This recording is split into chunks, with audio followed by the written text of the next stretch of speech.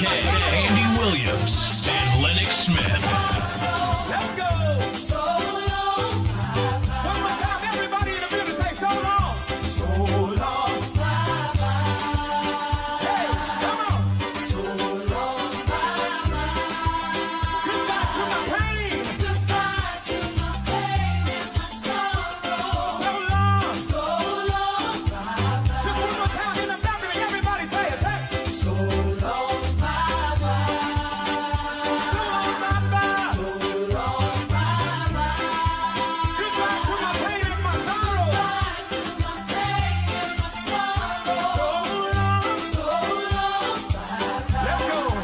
So long, hey, so long, yeah, so long, hey, so long, yeah, so long, yeah, so long, hey, so long, yeah, so long.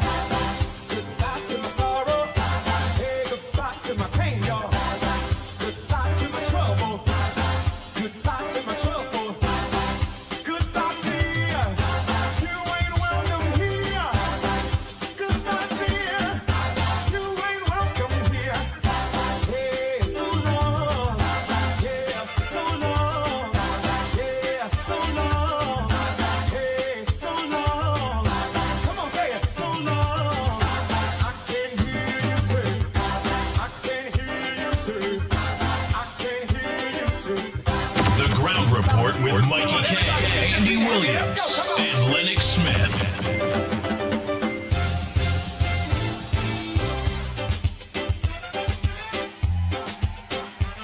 Where my islanders? Can some of y'all run down here to the front real quick? I gotta know who's in the building. Where my islanders? I need y'all to run down here. Come on, let me see ya.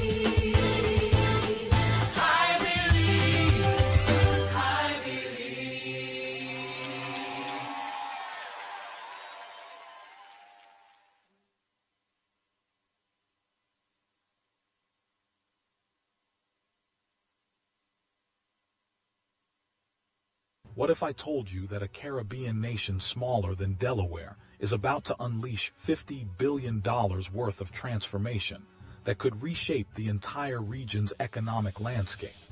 The answer might surprise you. Trinidad and Tobago. Yes, that twin island nation famous for carnival and steel pan drums is about to become something far more significant. An economic powerhouse that could rival Singapore's transformation story. But here's what makes this even more intriguing. Nobody's talking about it. While the world obsesses over Dubai's latest skyscraper or Singapore's newest innovation hub, something extraordinary is unfolding in the southern Caribbean.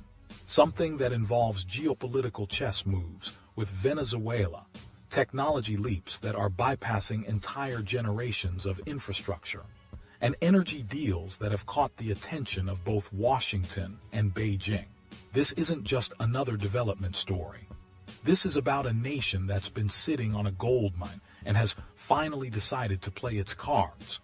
For over a century, Trinidad and Tobago rode the waves of oil and gas wealth.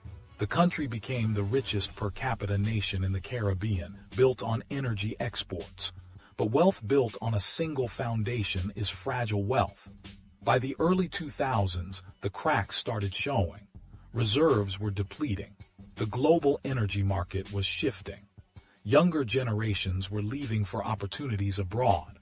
The carnival music still played every February, but behind the celebrations, economists were whispering a troubling question.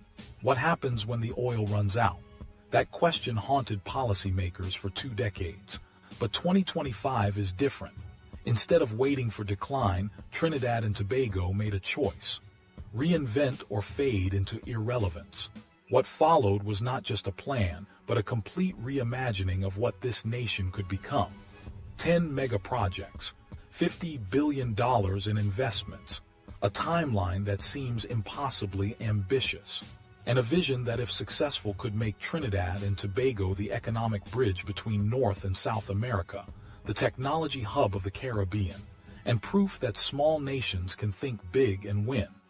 Project 1. The Port of Spain Metamorphosis. Imagine landing at Payarco International Airport and driving toward the capital. For decades, that drive ended at a waterfront stuck in time.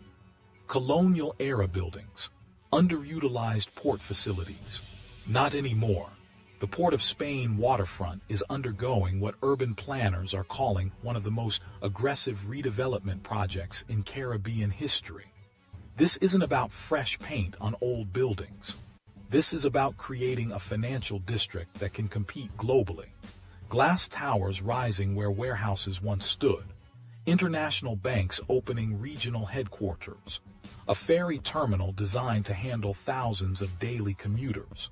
Luxury hotels catering to business travelers who previously flew straight to Miami or Panama. And beneath it all, a digital infrastructure backbone that makes the entire district a smart zone. The goal isn't subtle. Trinidad wants to become the financial gateway to South America for companies that find Sao Paulo too chaotic and Bogotá too risky. But here's the fascinating part. The government isn't doing this alone. Chinese construction firms, American architectural studios, European financial institutions. They're all investing because they see what many haven't yet recognized. Geography matters. Trinidad sits just 7 miles from Venezuela's coast, 4 hours to New York, 5 to Mexico City, 6 to Buenos Aires. In an era where nearshoring is replacing globalization, Trinidad's location is suddenly incredibly valuable. Project 2. The energy paradox. How do you convince a nation that built its wealth on fossil fuels to embrace renewable energy? The answer Trinidad found is brilliantly pragmatic.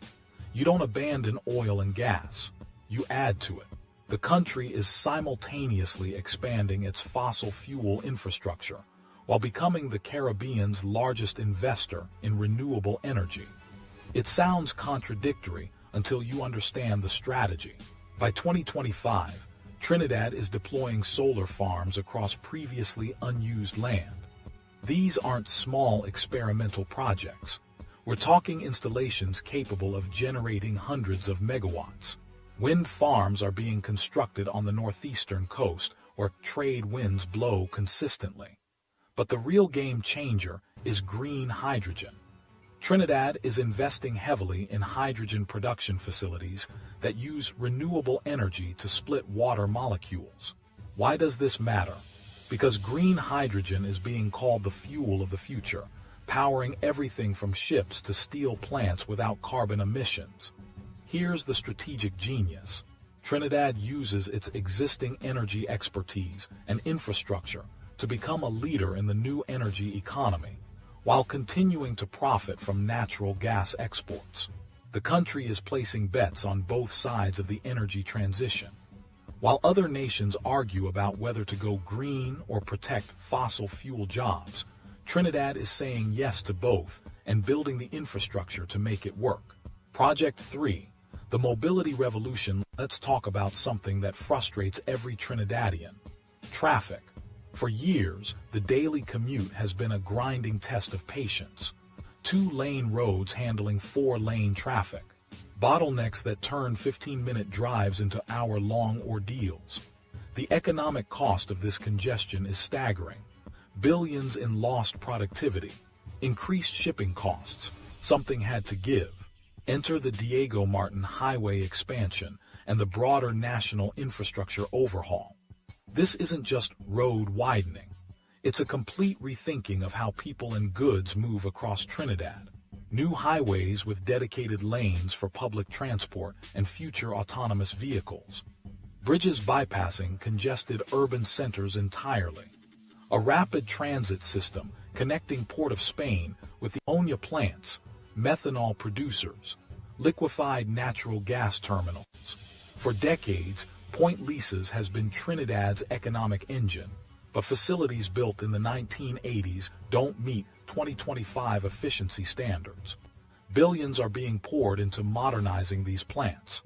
New LNG trains that can process gas more efficiently. Updated methanol facilities using cutting-edge catalytic technology. Expanded storage terminals to handle increased export volumes. But Trinidad isn't just upgrading existing industries, it's adding new ones. Advanced manufacturing facilities producing everything from solar panels to electric vehicle components. The country is leveraging its cheap energy and strategic location to become a manufacturing hub for products destined for both North and South American markets. By diversifying Point Leases into advanced manufacturing and clean tech production, the country is hedging against the future decline of fossil fuel demand. If natural gas exports slow, the facilities, workers, and export infrastructure can pivot to different products. It's economic evolution in real time. Project 5. Paradise rebranded. When you think Caribbean tourism, what islands come to mind? Probably Barbados, Jamaica, the Bahamas. Trinidad and Tobago rarely makes that list. And that's exactly what the government is trying to change. Not because tourism will replace energy as the economic backbone, but because diversification means multiple revenue streams. And tourism is money that doesn't run out like oil reserves. The strategy is two-pronged. Trinidad is being positioned as a cultural and business tourism destination. Conferences, corporate retreats, cultural festivals beyond just carnival. Eco-tourism in northern rainforests where rare birds attract nature enthusiasts. Then there's Tobago, the smaller sister island with beaches that rival anything in the Eastern Caribbean. International hotel chains are breaking ground on luxury properties. The cruise terminal is being expanded to accommodate the newest generation of mega ships. But the Caribbean tourism market is brutally competitive. Islands like Antigua and St. Lucia have decades of brand recognition. So Trinidad and Tobago is gambling on authenticity and uniqueness. Immersive cultural experiences. Food tourism showcasing incredible fusion cuisine, blending Indian, African, Chinese, and Caribbean influences. Music tourism highlighting the birthplace of steel pan and calypso. The bet is that travelers are tired of generic beach resorts and want something real. Before we continue, I need to ask you something. If you're finding this deep dive into Trinidad and Tobago's transformation fascinating, hit that subscribe button right now. We're on a mission to reach 10,000 subscribers, and your support helps us create more content like this. Drop a comment below. Have you been to Trinidad and Tobago? Do you think these projects will succeed? Your engagement helps this channel grow. Now, back to the story, because we're about to enter territory that sounds like science fiction. Project 6. The Caribbean Smart City Experiment. Forget what you think you know about Caribbean infrastructure. What's being built in Port of Spain and San Fernando right now is leapfrog technology. Trinidad is skipping over entire generations of urban development and jumping straight to smart city systems that most developed nations are still only testing. How is this possible? Because sometimes starting from behind is an advantage. You're not locked into legacy systems. Smart traffic management systems are being installed across major urban centers. These aren't just timed lights. These are AI-powered networks that analyze real-time traffic flow and adjust intersections dynamically. The system detects accidents, reroutes emergency vehicles, and predicts traffic patterns based on events and weather. Public safety is being upgraded with integrated surveillance networks using facial recognition and predictive policing algorithms. Government services are going digital in revolutionary ways. Business registration that once took weeks can now be done online in hours. Property tax payments, police reports, health records, all moving to integrated digital platforms. And underpinning everything is the nationwide 5G rollout. Trinidad is one of the first Caribbean nations to deploy 5G broadly. Why does this matter? Because 5G isn't just faster internet. It's the foundation for Internet of Things devices, telemedicine platforms, and real-time data systems that make smart cities actually work. If Trinidad pulls this off, it doesn't just improve quality of life for residents. It becomes a proof of concept for the entire Caribbean region, and that attracts investment, talent, and international attention. Project 7. The geopolitical masterstroke, and now we arrive at the project that changes everything. The Dragon gas field. To understand why this matters, you need to understand Trinidad's energy dilemma. The country's economy runs on natural gas, power generation, industrial production, LNG exports. Everything depends on gas. But Trinidad's own offshore reserves have been declining for years. Production peaked in the early 2000s and has been dropping ever since. Without new sources, the country faced a terrifying future. Declining revenues, industrial shutdowns, economic contraction. Now here's where geography becomes destiny. Just off Trinidad's northwest coast in Venezuelan waters sits the Dragon gas field. Massive reserves. Billions of cubic feet of natural gas. Enough to power Trinidad's economy for decades. But there's a problem. Venezuela, a country in economic collapse, under international sanctions, politically isolated, unable to develop its own resources. For years, that gas sat untouched. Trillions of dollars of wealth locked beneath the ocean floor because of politics, until Trinidad made a move that's either brilliant or reckless. In a deal that required navigating American sanctions, international law, and Venezuelan politics, Trinidad secured rights to develop the Dragon field. The natural gas will be piped directly into Trinidad's territory, processed in Trinidadian facilities, and exported under Trinidad's name. Venezuela gets royalties and a lifeline of revenue. Trinidad gets the gas it desperately needs. American and European companies get continued access to LNG exports from a politically stable source. On paper, everybody wins. But this deal put Trinidad in a delicate position. The United States granted a sanctions waiver because it needs Trinidad's LNG exports, especially as Europe seeks alternatives to Russian gas. But that waiver comes with conditions and could be revoked if political winds shift. Venezuela sees this as economic salvation, but also as Trinidad profiting from Venezuelan resources. Opposition politicians in Trinidad question whether the country is tying itself too closely to an unstable neighbor. But here's the reality. Without Dragon, Trinidad's economic future was bleak. With Dragon, the country just secured energy independence for the next 30 years and locked in billions in annual revenue. This isn't just a gas project. It's a geopolitical chess move that repositioned a small island nation as a key player in hemispheric energy security. High risk, high reward.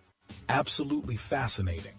Project 8, building communities, not just houses. Trinidad and Tobago has a housing crisis that's been building for decades.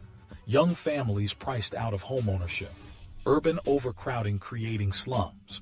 A growing gap between the wealthy and gated communities and everyone else struggling with rising costs.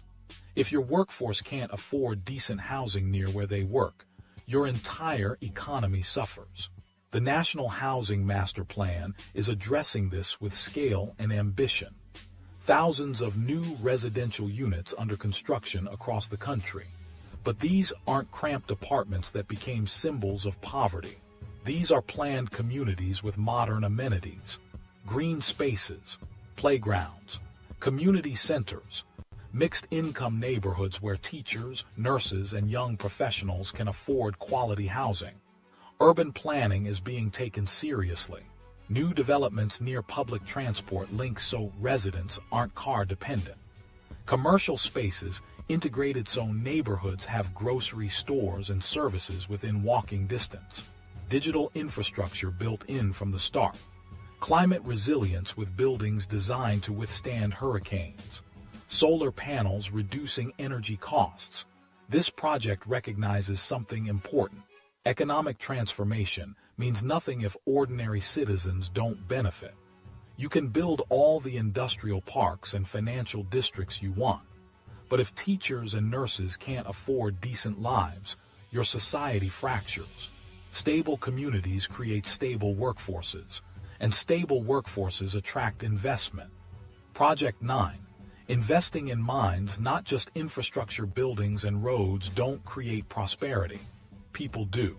Trinidad could build every infrastructure project on this list and still fail without the human capital to sustain growth. That's why Project 9 might be the most important of all. The education and innovation campus of the future. The concept is ambitious. A new university campus combined with research facilities, technology incubators, and vocational training centers. The academic focus is strategic.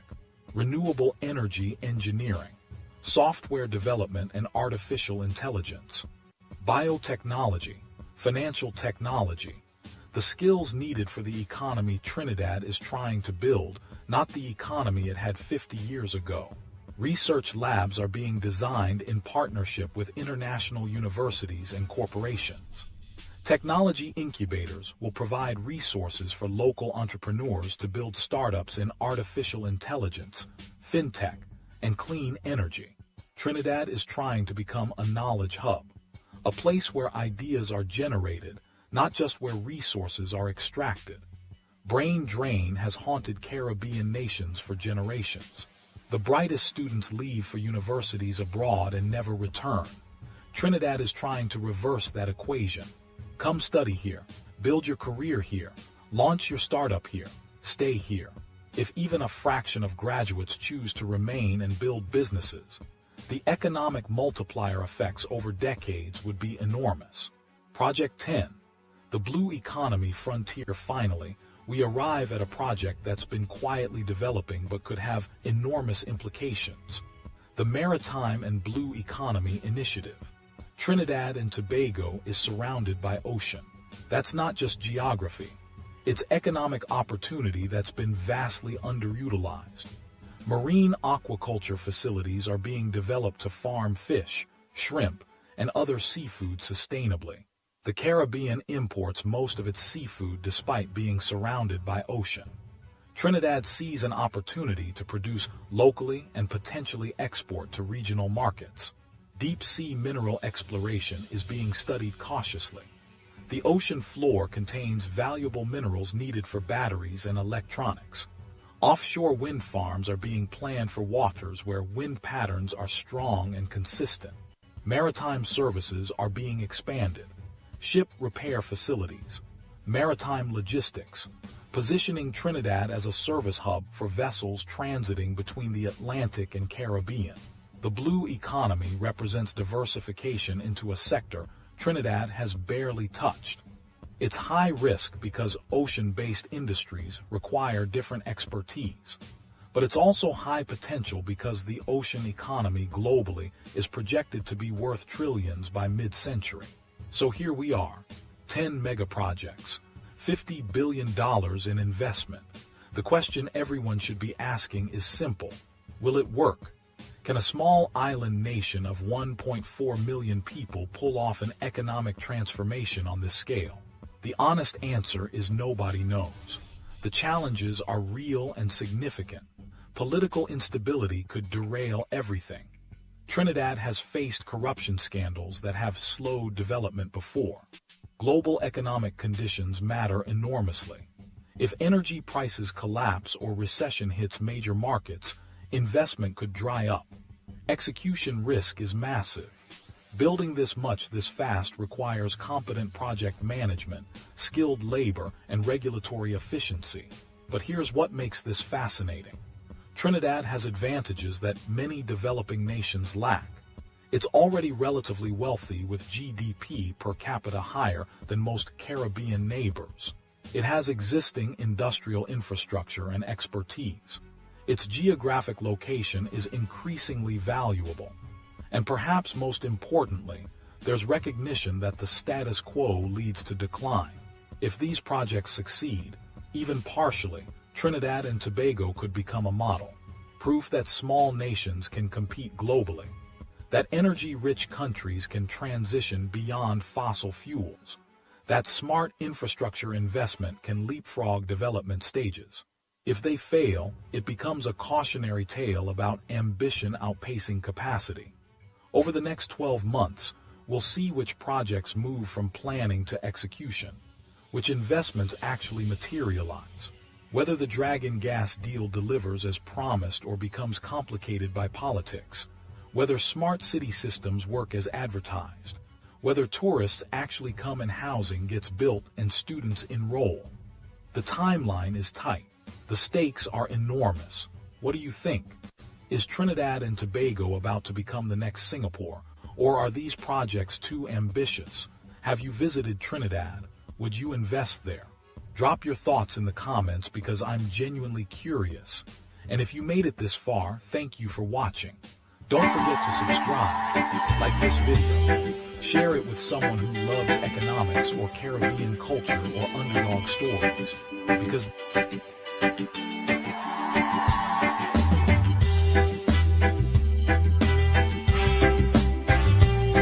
The Ground Report with Mikey K, Andy Williams, and Lennox Smith.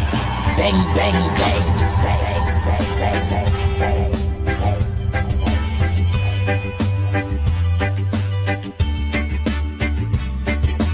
Water you turned into wine. Open the eyes of the blind. There's no one like you. None like you. Into the darkness you shine. Out of the ashes we rise. There's no one like you. Bang, bang, bang, bang, bang, bang, bang, bang. Our God is greater. Our God is stronger. God, you are higher than any other. Our God is healer. Awesome in power. Our God.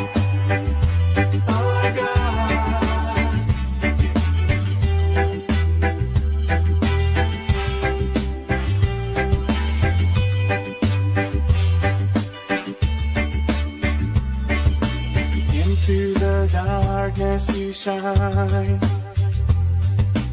Out of the ashes we rise. There's no one like you.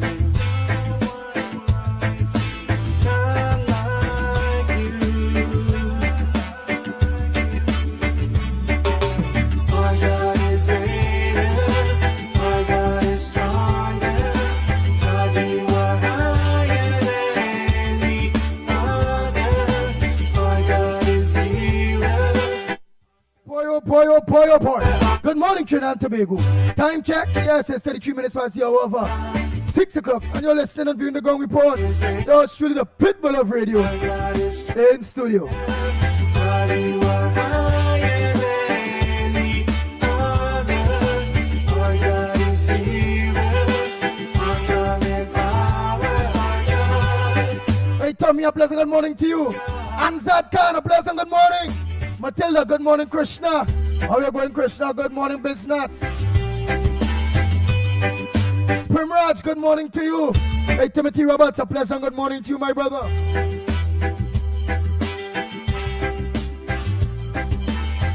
Hey, Patrick. Kenrick. Yeah, Kenrick Passat. Where are you, man? Where are you at? I'm not forgetting Lenny. Mr. Lenny, a pleasant good morning to you. Elsa, good morning. Rishi, good morning. Chandra, good morning. Carmen, Dave, Aaron, Simon, good morning to you. Paul Roop, how are you going, my brother?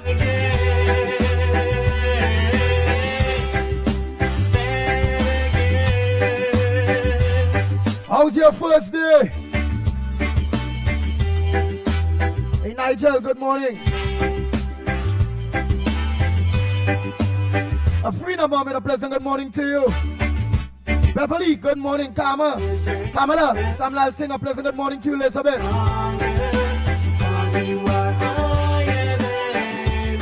Hey, Janelle, good morning to you. Donna, good morning. Pat, Kendrick.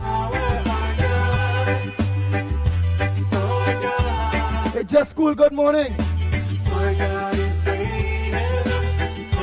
Amory, Amen. How are you going, love? A pleasant good morning to you. Hey, let me say a pleasant good morning to Baby. Good morning to Baby. Teacher Balmain. Vivian Vancouver. Marilyn Cicharan, a pleasant good morning to you. Matilda Rhodes, good morning to you. Kiva. Baptiste, a pleasant good morning, Desmond. Roll Prasad, good morning.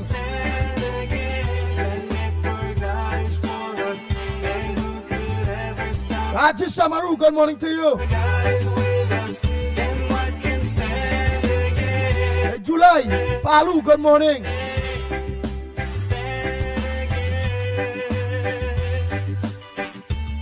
Hey, David Perry, a pleasant good morning to you, my brother.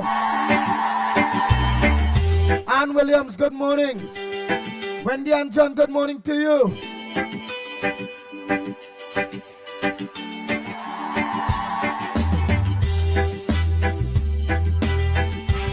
Hey, Radit, Hillary, a pleasant good morning to you.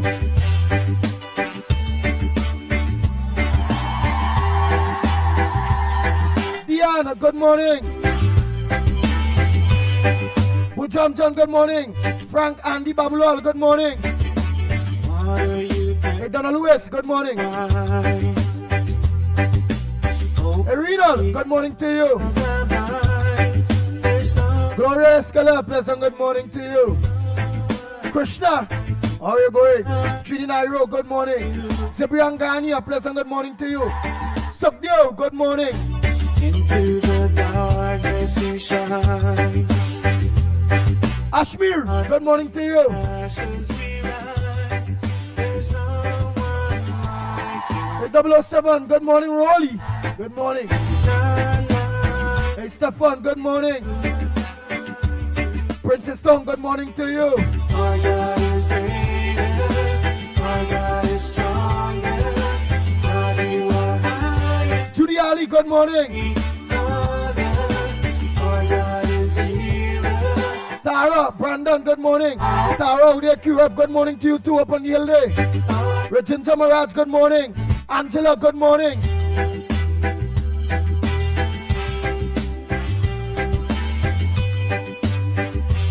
Mina Steiner out there in Austria, good morning to you. Into the darkness you shine. Ethelbert, Duke, good morning to you. Let me say a pleasant good morning to the whole of Tobago and all my brothers and sisters that look on to us in Tobago.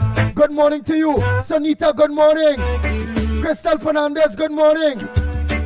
Rambaran, a pleasant good morning. Anne Brown here, good morning to you. Our God is stronger.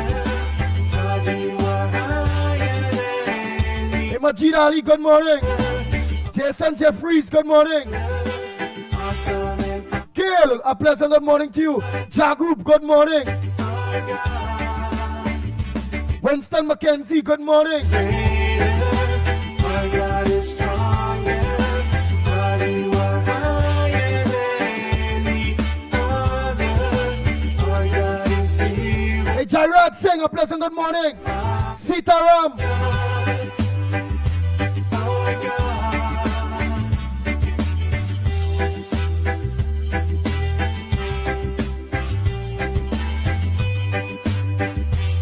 Mr. Pleasant, good morning to all my Hindu brothers and sisters, Christian brothers and sisters, Muslim brothers and sisters, all the imams, all the pundits, all the pastor, priests, God is for us. And who could and look onto the ground report. A pleasant good morning to each and every one of you. us? And what can stand against? And if for God Aldwin Edwards, good morning to you. could ever stop, Rick Lutchman, good morning. Cassie Williams, good morning to you. what can stand against? Baby Rampasad, good morning. Carmen. Stand against. Sharon Rampasad, good morning to you.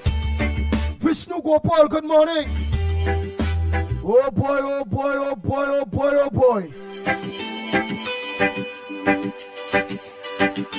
Joel Alhazel, good morning. Selwyn Lopez, good morning to you. Davey, yeah, don't say that. I ain't see Roach. Sheldon Roach, good morning.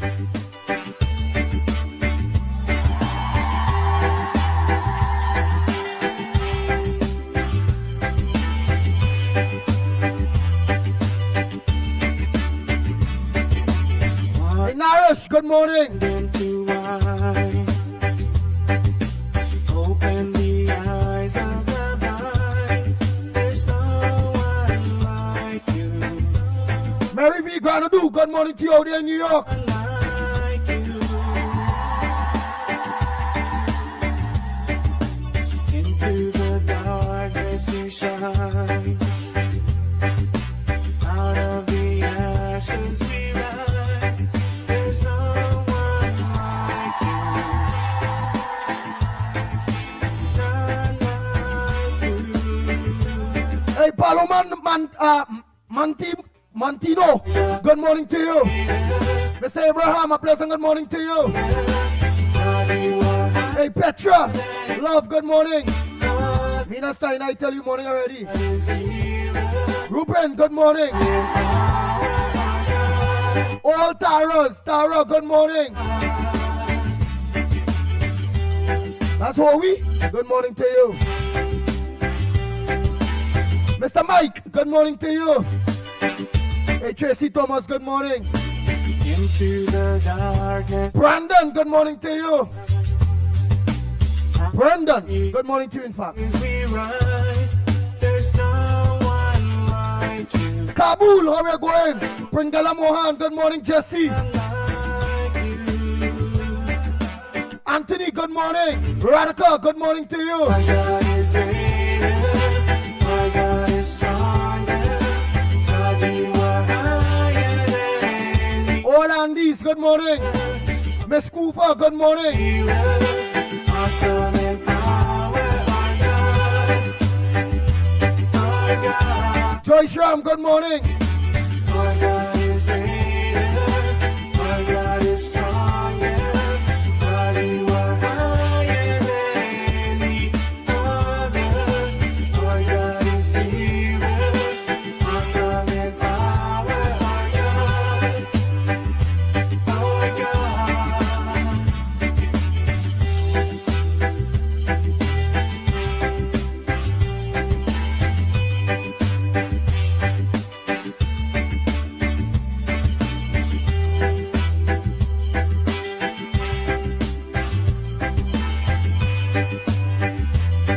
seen Karen and Naxan. 3690, a pleasant good morning to you. God is for us, and who could ever Hey, Selvin Lopez, good morning. if our God is with Don Arilal, good morning to you. I ain't see you a while. Hoodie, good morning. Audrey, how you going? Ann Munsami, what's up? us? And if our Yeah, let me say good morning to Felix and Wall Street. God stands, Wall Street and me had a very long conversation over the weekend, man. Good morning, Wall Street. Hey, Ashmil Khan, good morning. Stanford Thomas, good morning. Annie, good morning. Radha, good morning.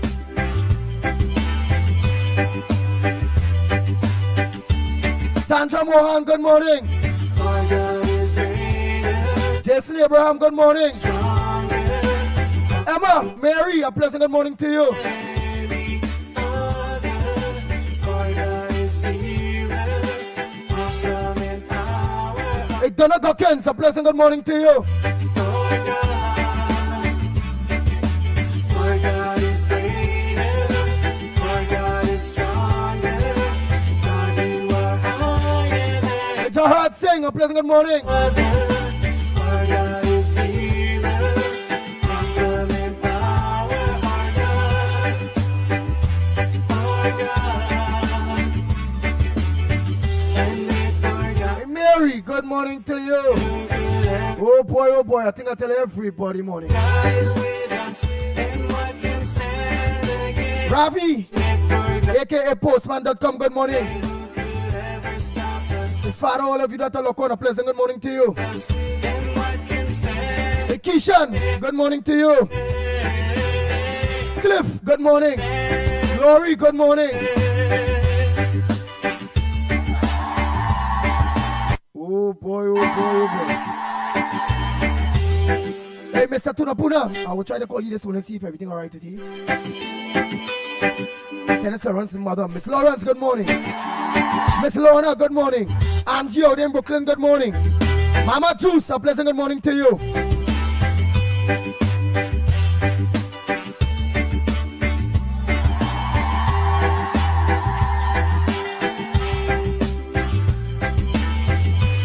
Mr. Clarence and Faye, good morning to you. Big Ram, good morning. Water you turned into wine. Open the eyes of the blind. There's no one like you. None like you. Into the dark. Oh boy, let me organize and hook up the Bluetooth to make sure I can get you all voice notes and you all WhatsApp calls. What's on you all front burner this morning? Yes. How was your weekend? What's on your mind? What's supposed to make news that not making news? Let us know. Our God is greater, our God is stronger. God, you are higher than any other. Our God is healer, awesome in power. Our God.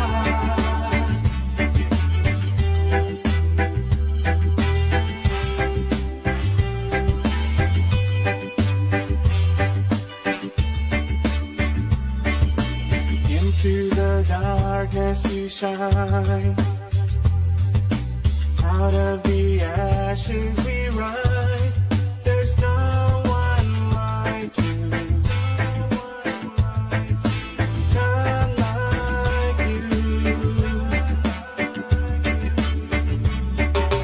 Our God is greater. Our God is stronger. God, you are higher than any other. Our God is healer, awesome in power. Our God, our God. Our God is greater. Our God is stronger. God, you are higher than any other. Our God is healer, awesome in power. Our God.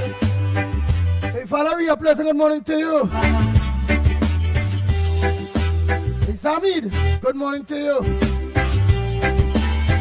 Hey, Sandy Jones, good morning. Santa Cruz number 2, a pleasant good morning to you. John Hernandez, good morning to you. Hey, Glenn Lee, good morning. Jimmy Ramcrit, a pleasant good morning to you. And if our God is with us, then what can stand against? And if our God is for us, then who could ever stop us? And if our God is with us, then what can stand against? Stand against. Hey, good morning to you, Rishi. Wear purple, man, wear purple. Peter Samuel, good morning.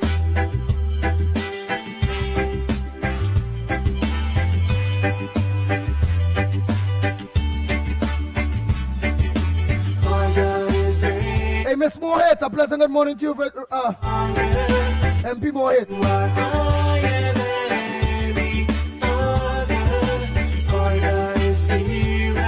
Mami Rodbrook, a pleasant good morning to you.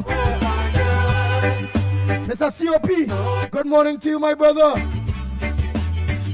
Jenny, good morning. Our God is stronger. God, you are higher than any other. Our God is healer. Master Groove, good morning to you. Tell Christian Ali, good morning already. Hey, Adam, audience and the Grandi, good morning. Our God is for us. Then who could ever stop Pastor John, good morning. Mr. Barapo, good morning. us? Mr. Timothy, good morning. Felix, how you going, my brother? Good morning to you. For us.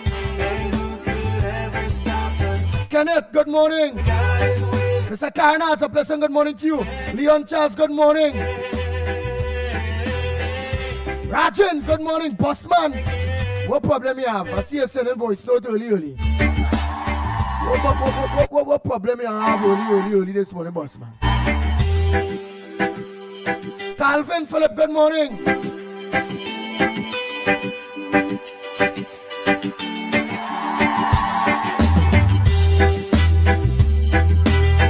Glory out there in Castle Gardens, good morning. Curtis, how we going? Wayne, ex-police, good morning to you.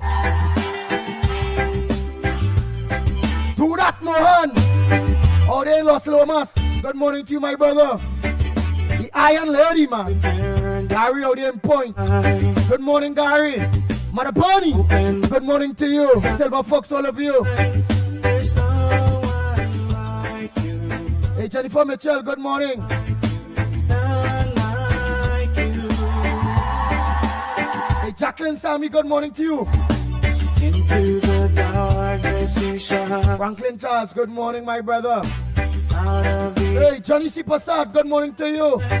there's no one like you. Dwight Noel, good morning. None like Hey, Mr. Mitchell, good morning to you.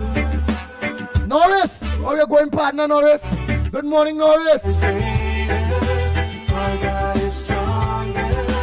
God, you are Mr. Ramnarain, good morning.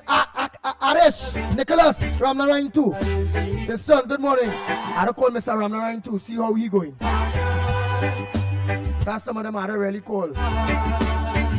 See how they're going, man.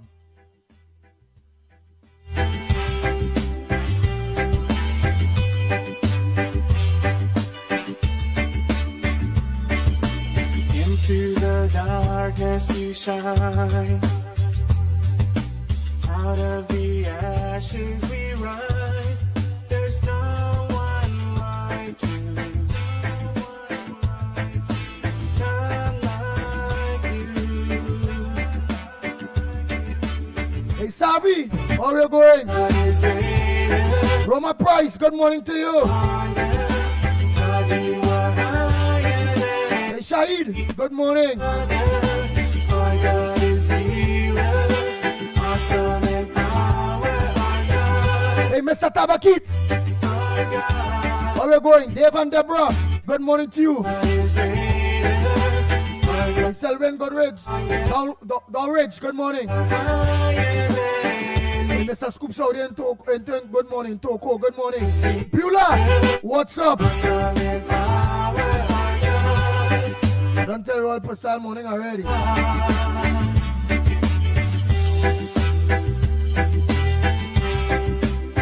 Hey, Peter Kwashi. You better know that. Reporter, good morning, reporter. Tony, all of you that are looking, good morning.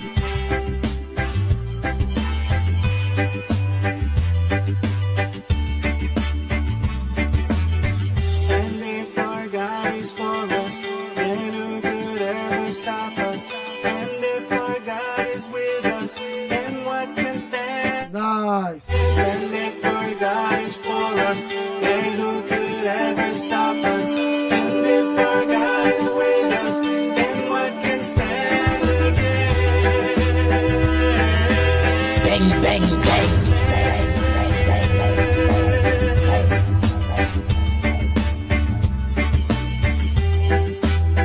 Officer Shabadi of the Police Youth Club, good morning to you.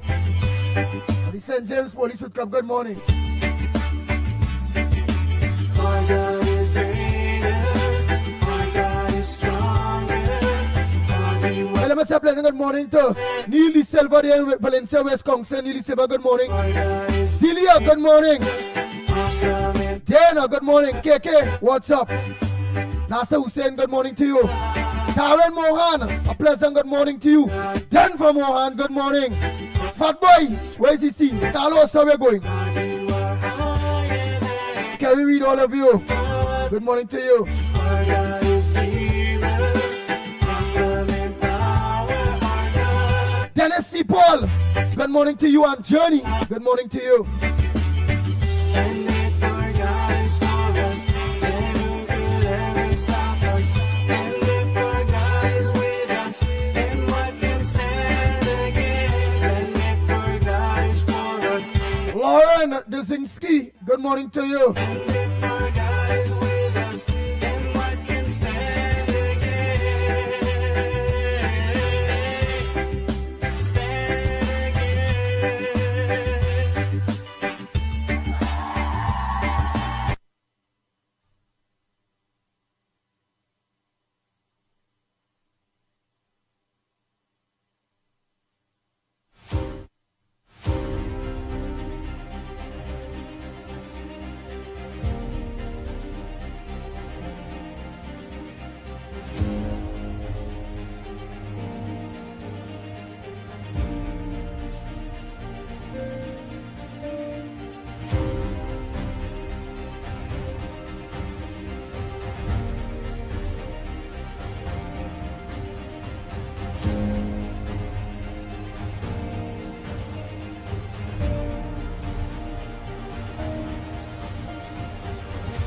Hey, let me say a pleasant good morning to former Energy Minister Kevin Ramnarine.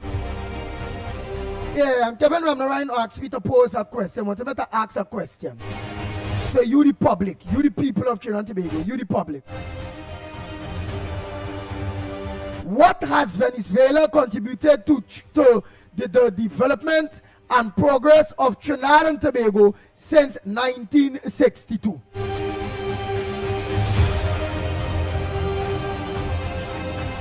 Again, I'm asking you the question. That question comes from former Energy Minister Kevin Ramnarine. Trinidad and Tobago. What has Venezuela contributed to the development and progress of Trinidad and Tobago since 1962? That question comes from the former Energy Minister Kevin Ramnarine. Bang, bang, bang, bang, bang, bang, bang. So if any one of you can tell me, well, I look forward in hearing from you, what? So if any PNM person or opposition supporter that just hate progress, you all getting a legitimate, Monica, good morning. You all getting a legitimate question in all the direction. To all of you, that's saying Venezuela is my neighbor, Venezuela this, Venezuela that.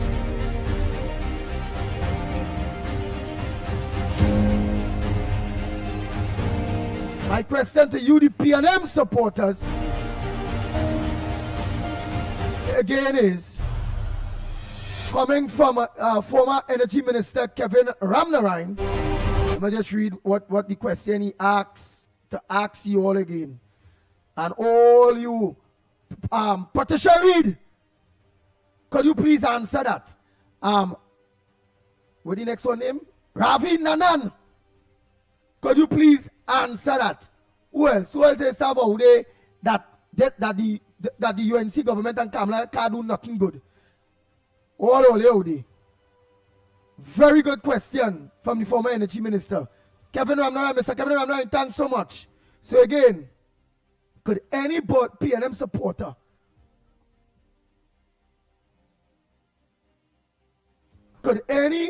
sorry for Venezuela, back in Venezuela over your own country, Trinidad and Tobago, can you all please tell me,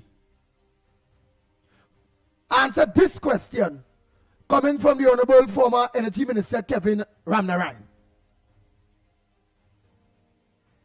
Question is, coming from Kevin Ramnarine, is what has Venezuela contributed to the development and progress of Trinidad and Tobago since 1962? Roseman, good morning to you. That is a very good question.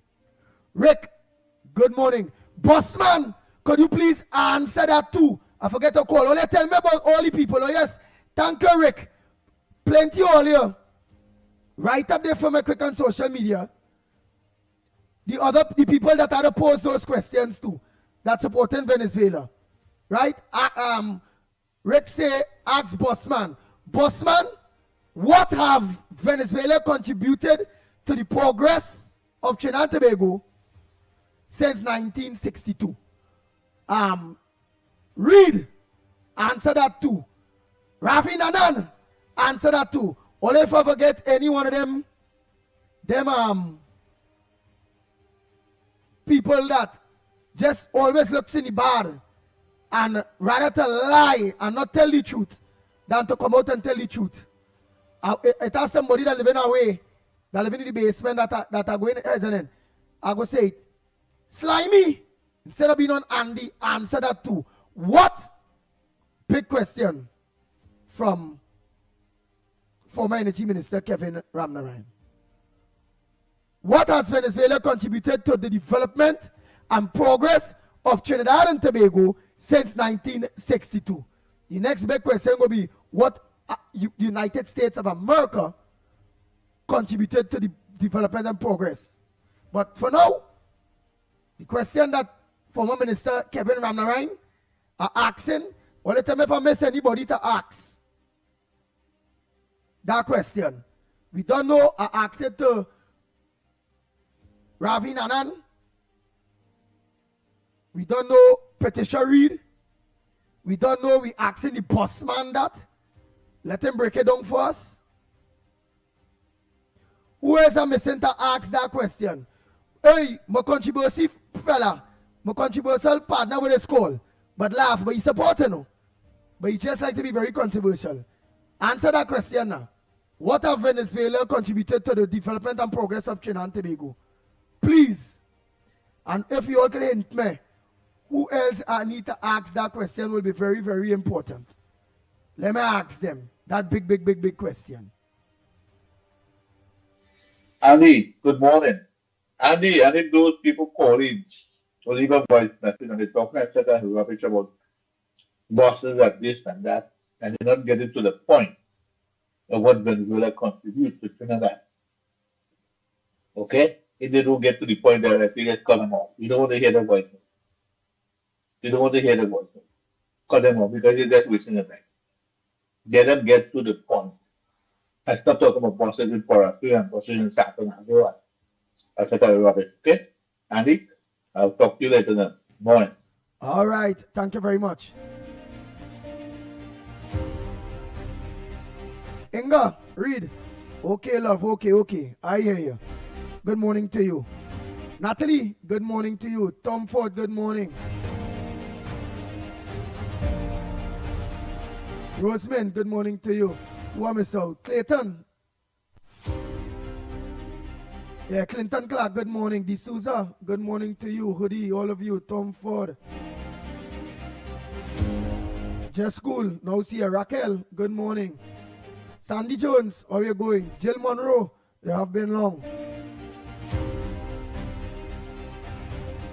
I ain't calling him long time. Roger Maharaj, good morning Maharaj. Morning, Roger.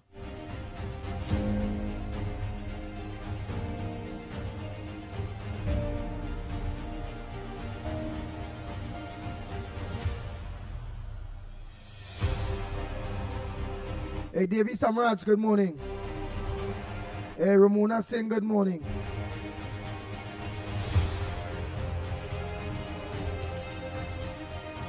Hey, Tommy Mohammed, good morning to you. Yes, Rick, I asked Bossman already. Marlene, good morning.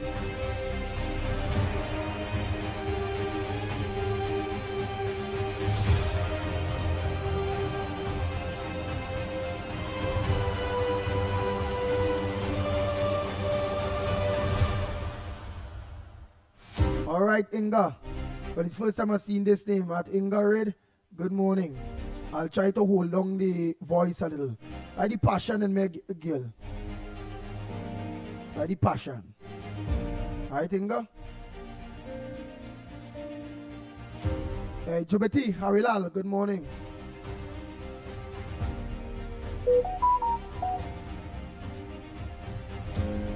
Hey, Ramana, Lotsman, good morning. Desmond Khan, good morning. Bernadette, how are you going? Good morning. All Bernadette, Bernadette RK2. And Jackman, I ain't see you there, girl. Good morning to you. All right. Well, Inga, which is a new person. I like that. I like to talk. I like how you're new. You know, so see how you're new. You maybe don't know, well, that is my little passion. When my passion take me, my voice is raised. But I will keep down the voice to read your comment. So Inga read comment is Venezuela/USA nothing. So Inga, I signed to read in early in the game now. I signed to read through you. The Honorable former Energy Minister Kevin Ramnarine asked a simple question. A simple question that Mr. Ramnarine asks. All right, look at here. What has Venezuela contributed to the development and progress of Trinidad and Tobago since 1962? Inga Reid, I believe you are correct with the nothing. They see the USA nothing. That's not truth. So look at, as a new person, that look the pitbull listening to, and I ain't buff you up and get on with you and I drop my voice because I'm a man of great humility. Meaning, I know when to say sorry, I'm wrong. I know to behave, time and place for everything. I know when to behave, how to behave, and all those various things. But for a new person, come on at Inga Reid M5U, you're not being honest with the thousands of people that are locked on online right now that take parts of the morning program. All you welcome, Miss Inga Reid. Welcome him or her. Because I have no picture for me to be able to say who is that, right? So welcome him or her, right? So you're correct. Venezuela, nothing. But USA contributed nothing to us. Trinidad and Tobago, that's not true. Bang, bang, bang, bang, bang, bang, bang. I'm sure you have family that is in United States. I'm sure you and all must be benefited from United States. Because if you benefited from Trinidad and Tobago, you benefited from United States. Right, Patricia Reid, I see you up and up. I see you up. And you're saying morning to all. I'm waiting for you to answer the question. Eh? What have Venezuela, from the former Energy Minister Kevin Ramnarine, what has Venezuela I want to make sure I say it exactly. Read this question exactly how we sent it. Nice to all of you. What has Venezuela contributed to the development and the progress of Trinidad and Tobago since 1962? Bernard Motu, good morning. Bossman, I'm waiting for your voice note on that. Ravi Nanan, I'm waiting. Patricia Reed, I'm waiting to your answer. Michael Scotland, good morning. Now see you.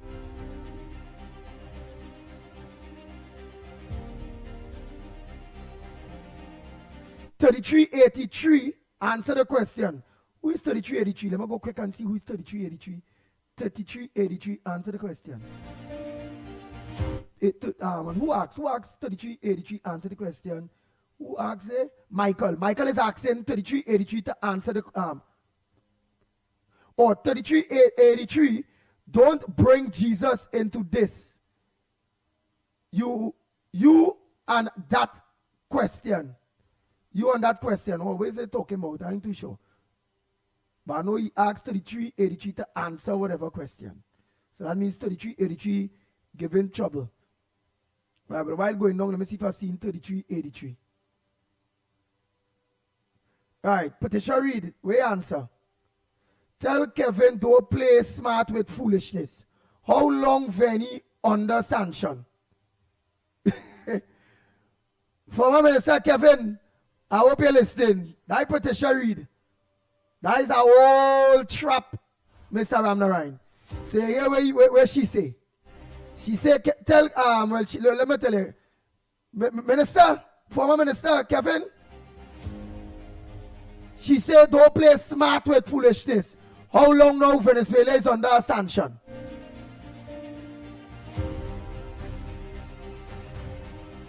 Right. Devon Maharaj, good morning. Who else? Let me see who else. If Ravi Nanan join here to answer that question.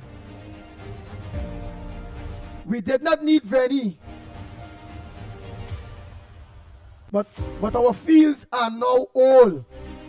So we did not need Venny before, but our fields are now old. I Patricia Reed, former minister. And what else? Just school. Venezuela contributed to Trinidad and Tobago. Prostitutes, guns, drugs, tens of thousands of illegal immigrants, and plenty more of nothing. That is Dress School. Dress School is saying that's what's... Dress School ain't easy, nah? Oh, Lord. Dress School say Venezuela contributed a set of prostitutes, drugs and guns, tens of thousands of illegal immigrants.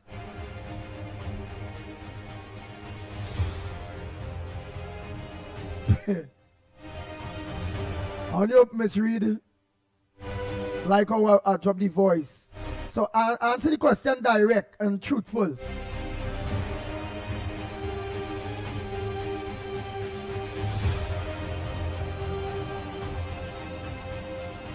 Ask Kevin what he did in the way of deals during his term. Boy, Kevin Ramnarine rack up some nice deals. When we lose the elections, the PNM government come and benefit from that about 3-4 years after, boy. No. Don't do with that. Don't do with that.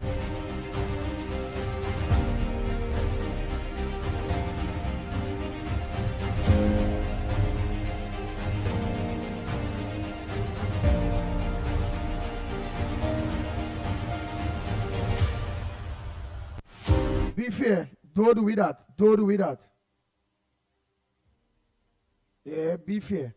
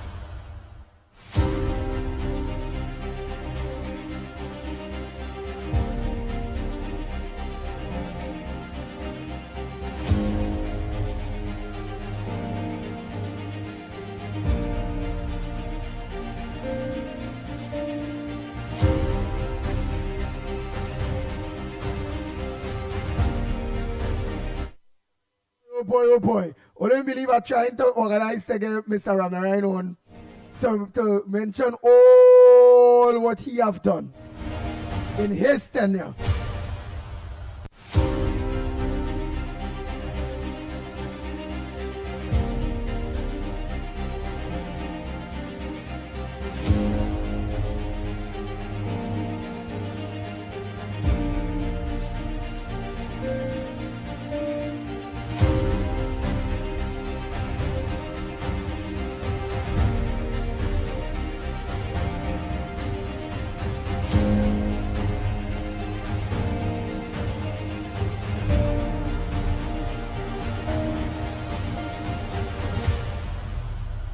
Oh boy, oh boy, oh boy.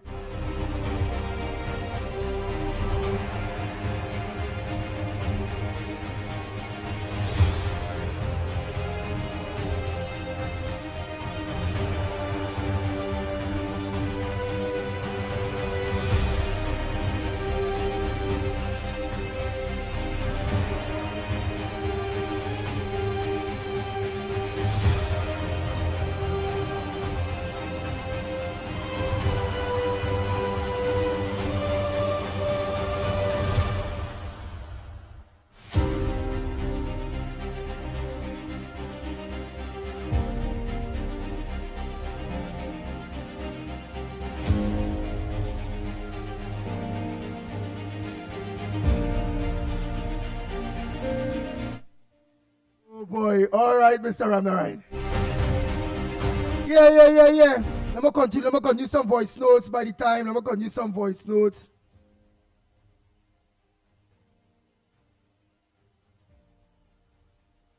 Oh boy.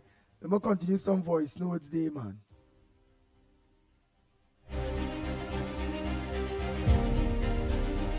Andy, good morning to you, Lennox, Mikey, Newbie, and to everybody out there. Andy, first, I want to address Anderson Wilson. You must look for that quote by Maya Angelou about like air I will rise. You can drag me how much you want. I will always rise above you. You are garbage in, garbage out. Nothing good comes from your mouth. Nobody wants to hear from you. You want to come and ridicule my sada roti? At least I have something I ain't a loafer. I don't have to be begging for something to eat. So the Prime Minister don't eat sada roti. Monilal, Jolly John, and Khadija Amin, who is be boasting about, they don't eat sada roti. And I sure if you're hungry belly, get a piece of sada roti with a nice butter and cheese, you're going to very well hung the dung. Don't come here boasting about Haagen-Dazs and Kentucky or whatever. Right? That's empty boast. And Andy, am I the only person that's coming and beg for water? Thousands of people don't call this program and other program asking for water. But because he had two big tanks on the beat, I don't know if he's stealing water, but I pay my bills. And if I pay my bills and I'm not getting water, I'm damn well going to talk about it. You hear? I am going to talk about it. Because it's unfair to be paying for water and you're not getting. I have 400 gallon tanks and 1,000 gallon. Right? Some days we're not getting water. When you don't get water for days to fill back up the tank, what is going to happen? You could boast how much you want. That's why PNM leave the sewer for you to smell it. You feel that you could stink me up? You can't stink me up, Anderson. Because like you, I will rise. You vexed because people calling your nephew name. Right? But he put himself in the political arena. And when he want to play deaf, dumb, and blind and stupid, he is going to get it. He is going to get it. You're talking about he's a citizen of this country and if you get a HDC house, but you never answer Wall Street, right? When Wall Street was asking you, how many people applied before Kareem, right? So if you want to come and know my qualifications, I'll tell you one thing. UE did not lower my standard for me to get a degree. I worked hard from all my certificates. All my certificates, and I don't owe you any explanation. I sent in my Mrs. Prasad Bisesa, the Prime Minister, requested my resume and I sent it into her. And she was very satisfied with it.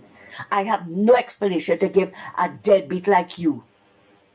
So you want to come after me, Anderson? The gloves are off. I am not afraid of you. You're a bully. You're a foul-mouthed bully. And I don't care about you. Anybody who wrecked this country is going to get it. Whether it's your nephew, whether it's them talk show hosts, whether it's who. And you could go, I know you can't come here and back up me. You can't go on Wall Street and say nothing about me again. Right? And you could go on other stations. It really don't bother me.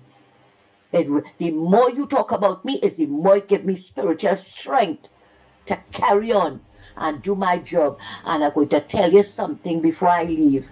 You ain't getting nothing for Christmas. You ain't getting nothing. So you could talk how much you want. You will see. You will sit down here and see other people, other activists get in, and you wouldn't get nothing. I'm telling you that because of your mouth. You continue coming after me. You want to know my qualifications, but what you have? What you have? Some rum and some punch of creamer? And the 4 male wheat plant that Rowley gave all you? I am more than that. I always have money in my pocket and food in my house. I don't have to beg nobody for anything. So when you see you want to come after me, bring it on. Because you're a bully and I am not afraid of you. Andy, thank you for giving me this opportunity to say what it is I have to say. Oh, and by the way, I done make saddle roti and roast melon and choker. Right? Let me laugh at that too. Let him laugh. You know what money people pay outside for that? You know what money? But when I was giving him, helping him with school books and for the children, he didn't know what I was. That's why Log Circular and stop giving him anything, because everybody know the type of person he is. So go and drink your empty boss. You will sit down here and see other people of you. Andy, thank you for giving me this opportunity to say what it is I have to say. Oh, and by the way, I done make saddle roti and roast melon and choker. Right? Let him laugh at that too. Let him laugh. You know what money people pay outside for that? You know what money? But when I was giving him, helping him with school books and for the children, he didn't know what I was. That's why Log Circular and stop giving him anything, because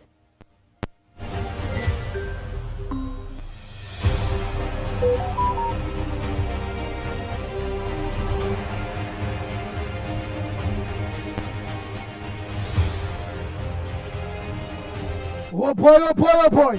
Time check. It's at 24 minutes past the hour, 7 o'clock. And you're listening to the Ground Report. You're studying the Pitbull Yes, Radio. Andy. What's on your front burner this morning? What's supposed to make news that not making Andy, news?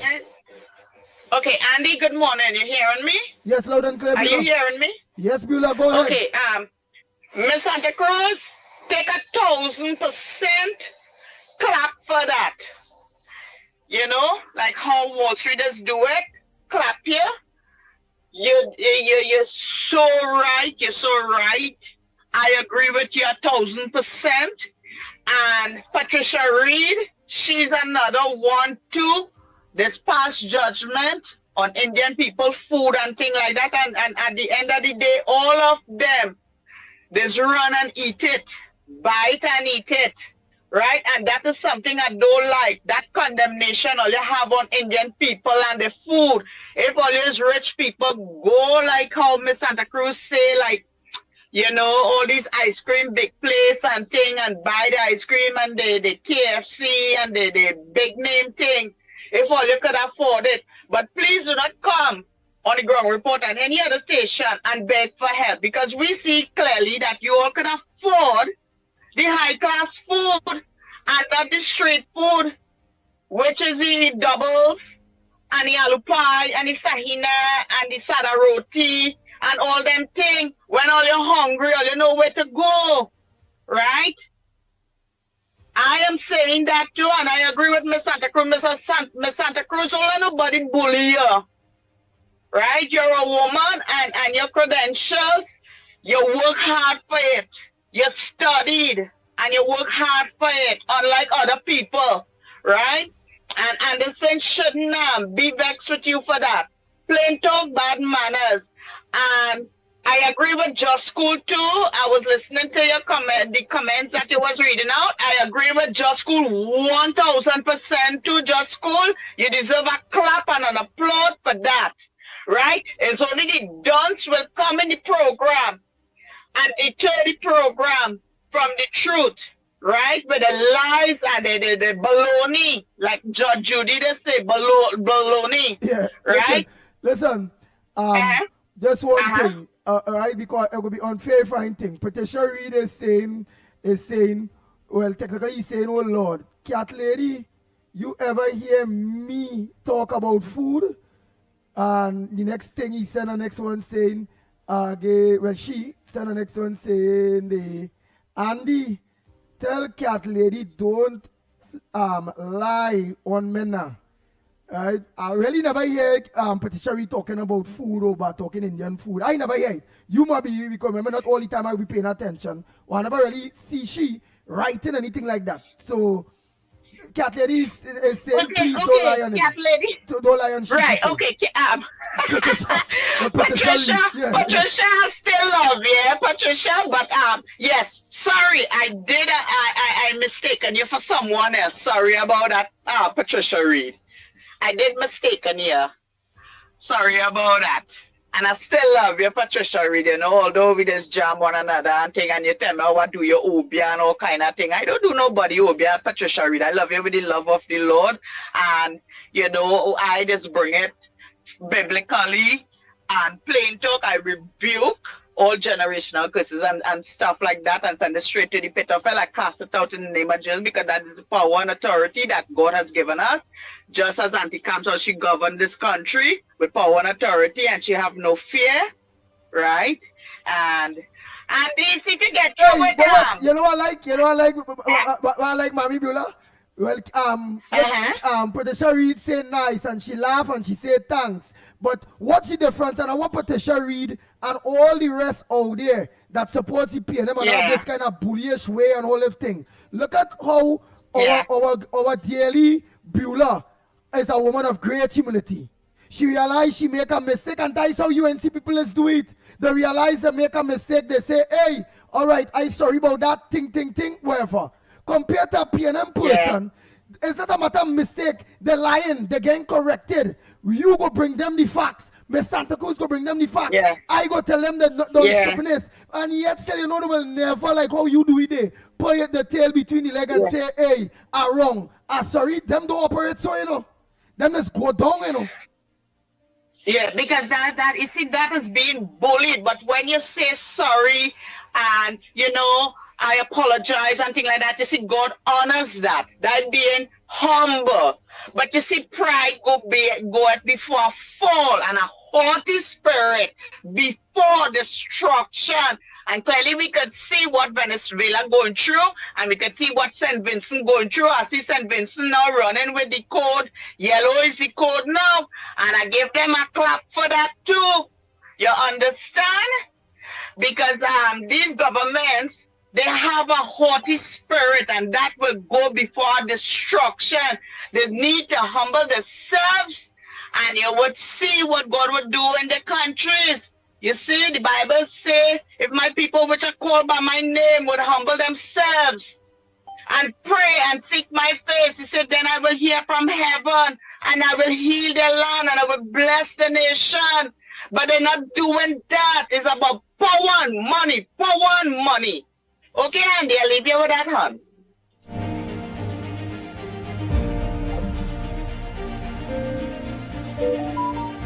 Andy, voice note number 2.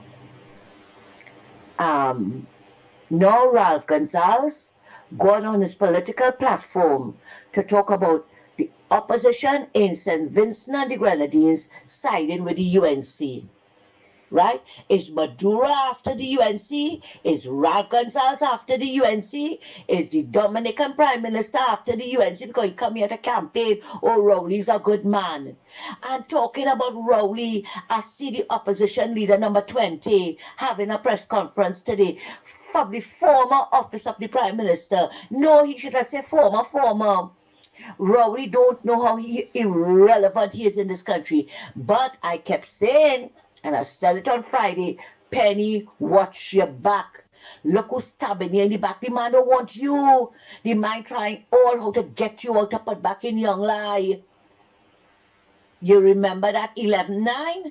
And then automatically to the 2020. And you say, I put my party first. But like people was closing the fridge door when you say that. But it's good for you. You're trying to undermine. You are the other 19 opposition leaders trying to undermine this present government. Look who undermining you now. The hole that you're digging for people. Look who digging one for you. Right? And I am going to say it again. Anil is being attacked because of what he exposed with Karim Marcel and the Ralph Gonsalves and PNMites, right? They're not seeing something wrong in that. How many PNMites, right, paying $2,750 a month mortgage for a 1.3 million apartment rent to own? How many? Oh God, all you wise up now. Use the great matter that God gave all you and think. I know it's hard to think, but try now.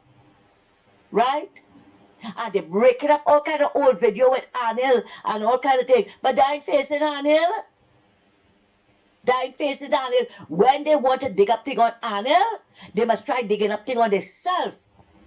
To see all who hands dirty. And I still want to find out who is the talk show host that was receiving $9,000 a month from the Ghost URP project. Who it is? Dig up the video on that. Dig it up. All they can bring down people.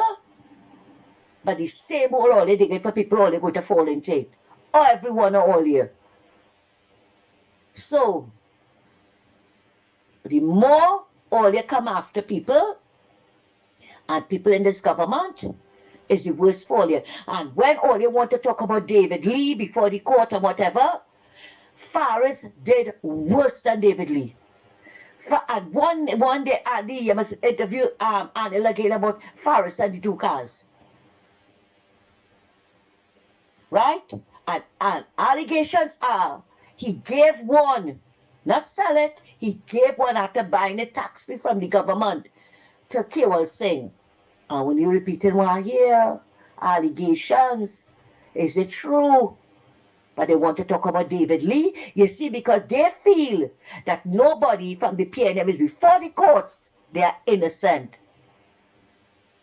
The bank reported Camille Robinson Regis to the FIU about not declaring her source of income, and all you want to come and tell me nobody from the PNM before the court are they innocent? You're right. You're right. Andy, have a good morning later.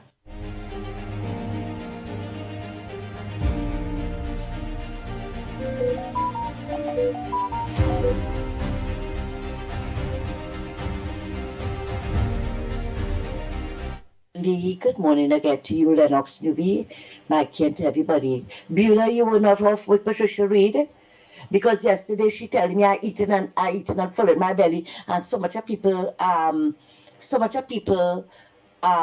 going home, right? But Patricia Reid didn't have a problem when the talk show host was filling she belly with $9,000 a month from the Ghost URP project. She didn't have she didn't have a problem when it has PNMites sitting down in the Sour Lavender Regional Corporation filling the belly and people going home.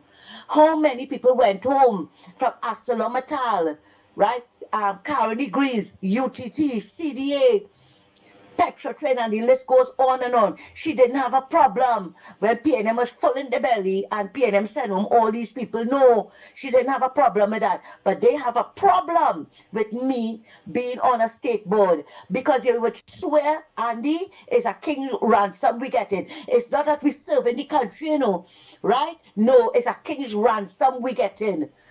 But I have news for them, right? If it is at all, they were seeing it as money and not helping the country, that's all your problem, not my own. When Google and all of them was eating a food, you didn't have a problem, but all you have a problem with me, all you. Let me tell you something, all you, you, Anderson, all who have a problem with me, and take it to Dr. Phil. I am absolutely sure Dr. Phil will find a solution to all your problem. You hear? And I don't care about anyone or all you. I was asked to serve my country, and I stepped up to the plate, and I am going to give it my best shot, and I'm going to do the best that I can do. And none of all you, not one of all you can take that from me. So sit down there and let it eat all you like a cancer. I don't care.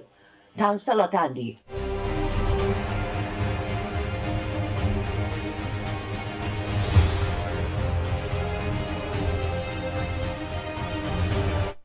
Boy, oh boy, oh boy, oh boy, oh boy.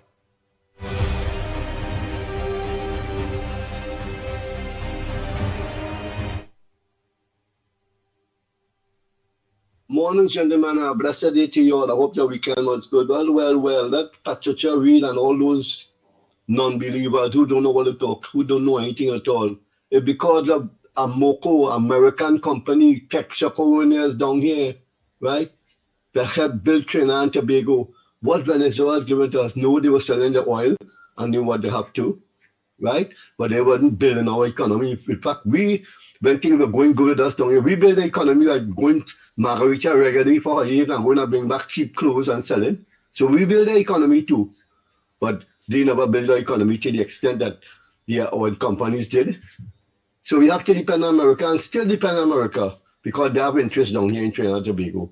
And it will even get better when America gets rid of Maduro if he leaves on his own, or they get rid of him somehow. The whole Caribbean will be a better place where we will be able to supply plenty oil and gas, right? And about all the technologies you're looking at. So we're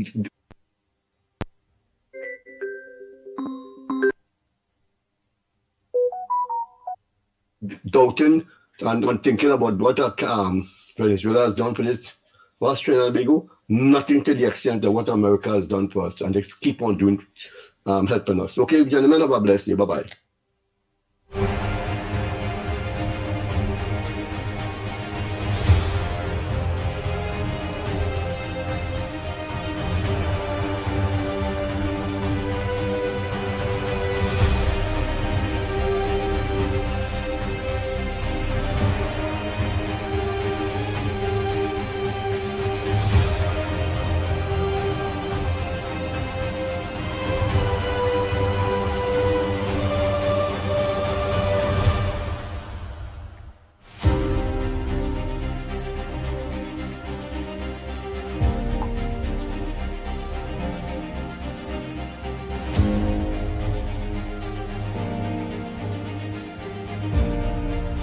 Oh boy. Hey, let me say a pleasant good morning to Joel Mohan and his wife. A pleasant good morning to both of you.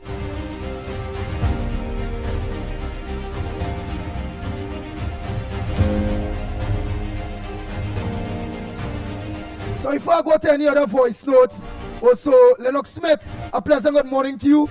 The Honorable former Minister Kevin Ramnarine had sent a message this morning for me to ask the people of Trinidad and Tobago, to ask Patricia Reed, to ask Ban, to ask Ravi Nanan, to ask the bossman, to ask all the people that always have an issue when it coming to Trinidad and Tobago, that we will deem as traitors. They would rather stand up and hip hip for Venezuela than to be saying, hooray Trinidad, my country. His question to everybody out there was, let me just read that there for you there quick. Especially to those naysayers and them. Kevin Ramnarine, former energy minister, question this morning that he sent again was, right.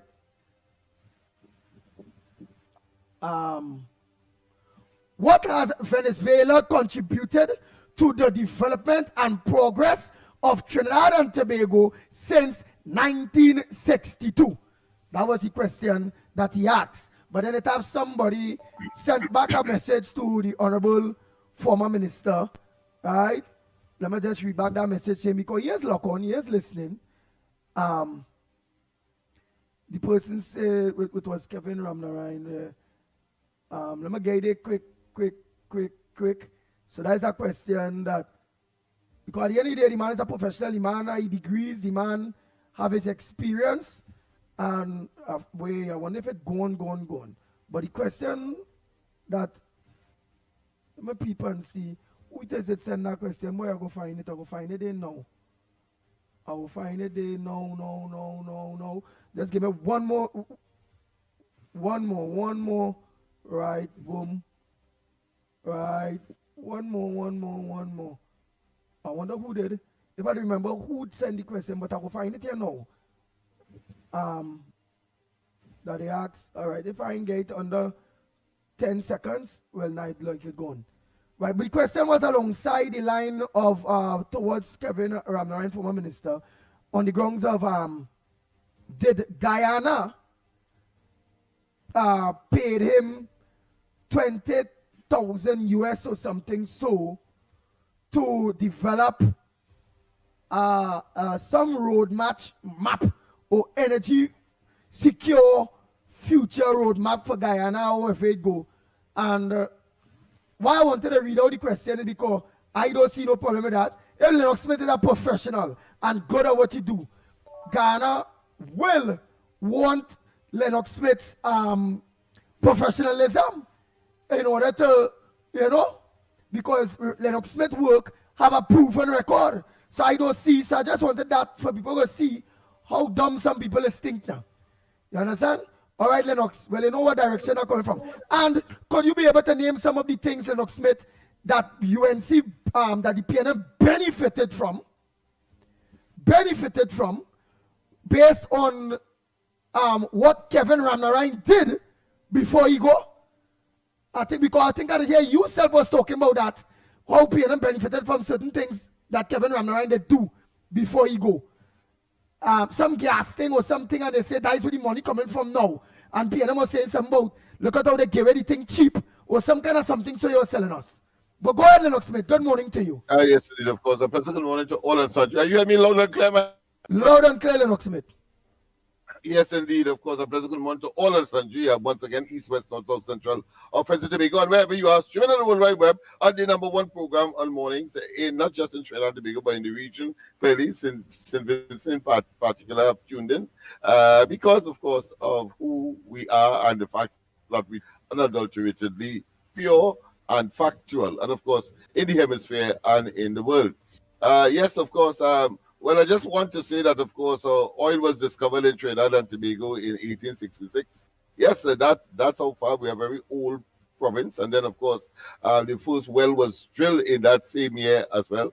But, of course, the commercial production began in 1908. So we are a pretty old province. But, of course, all of that was done by, of course, the Americans. In fact, Walter Darwent is the man who has been hailed to be responsible for the oil discovery in Trinidad and Tobago, having, of course, done that in the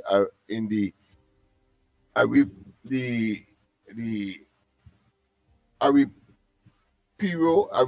of course, estate. Aripiro estate. All right, so that being as it may, I think that's a brief history.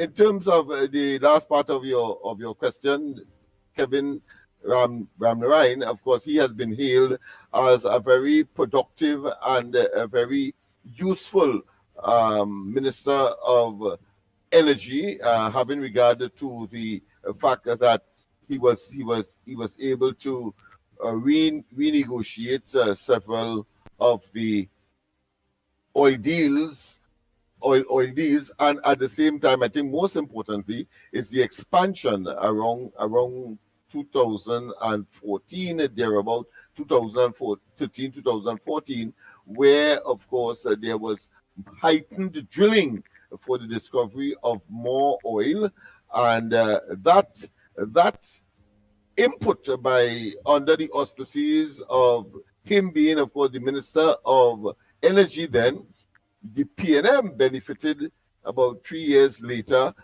They wouldn't like us to say that, but those are the facts.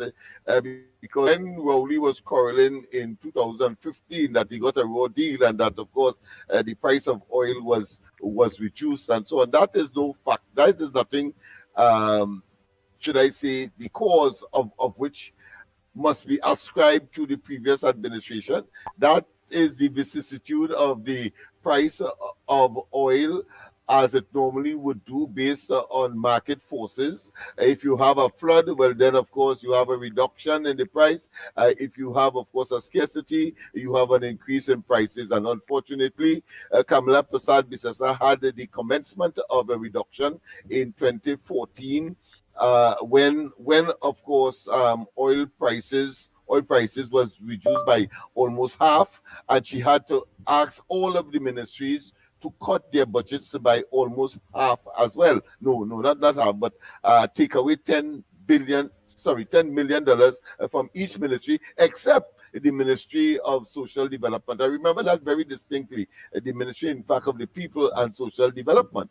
When Rowley came in, of course, that decline continued, and he was complaining all over the place, suggested that somehow the UNC had the ability to control international prices and so on. But by 2015, 2016, 2017, prices, production of oil continued to soar, and that was as a consequence of the input under the auspices of Kevin Ramnarine as Minister of Energy. So whilst, of course, if the price of a commodity has fallen, it doesn't matter whether it's oil or not, but if it has fallen, it means therefore you will get less revenue. However, what that does is trigger the further production or the increase or the augmenting of production.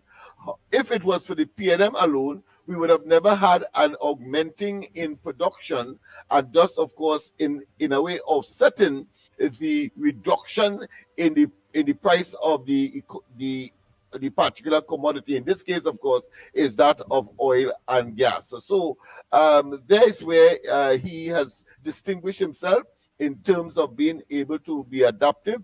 And I want to say that ramping up of the expansion and the increasing and in drilling for and search of oil and gas came in spite of the fact that around 2008, when the highest amount of money was made in Trinidad and Tobago from oil and gas, obviously the PNM and Rowley and Manning would have been in charge of the country's management. However, they did not focus, they didn't have the foresight to, with the largesse that came in there, to do what? To ramp up, to encourage the increase in production of oil and gas by, of course, encouraging these upstreamers, whether it be Amoco and all of the other players that came here to increase their production so that you would have had more money coming out from the higher price. Now that the price has been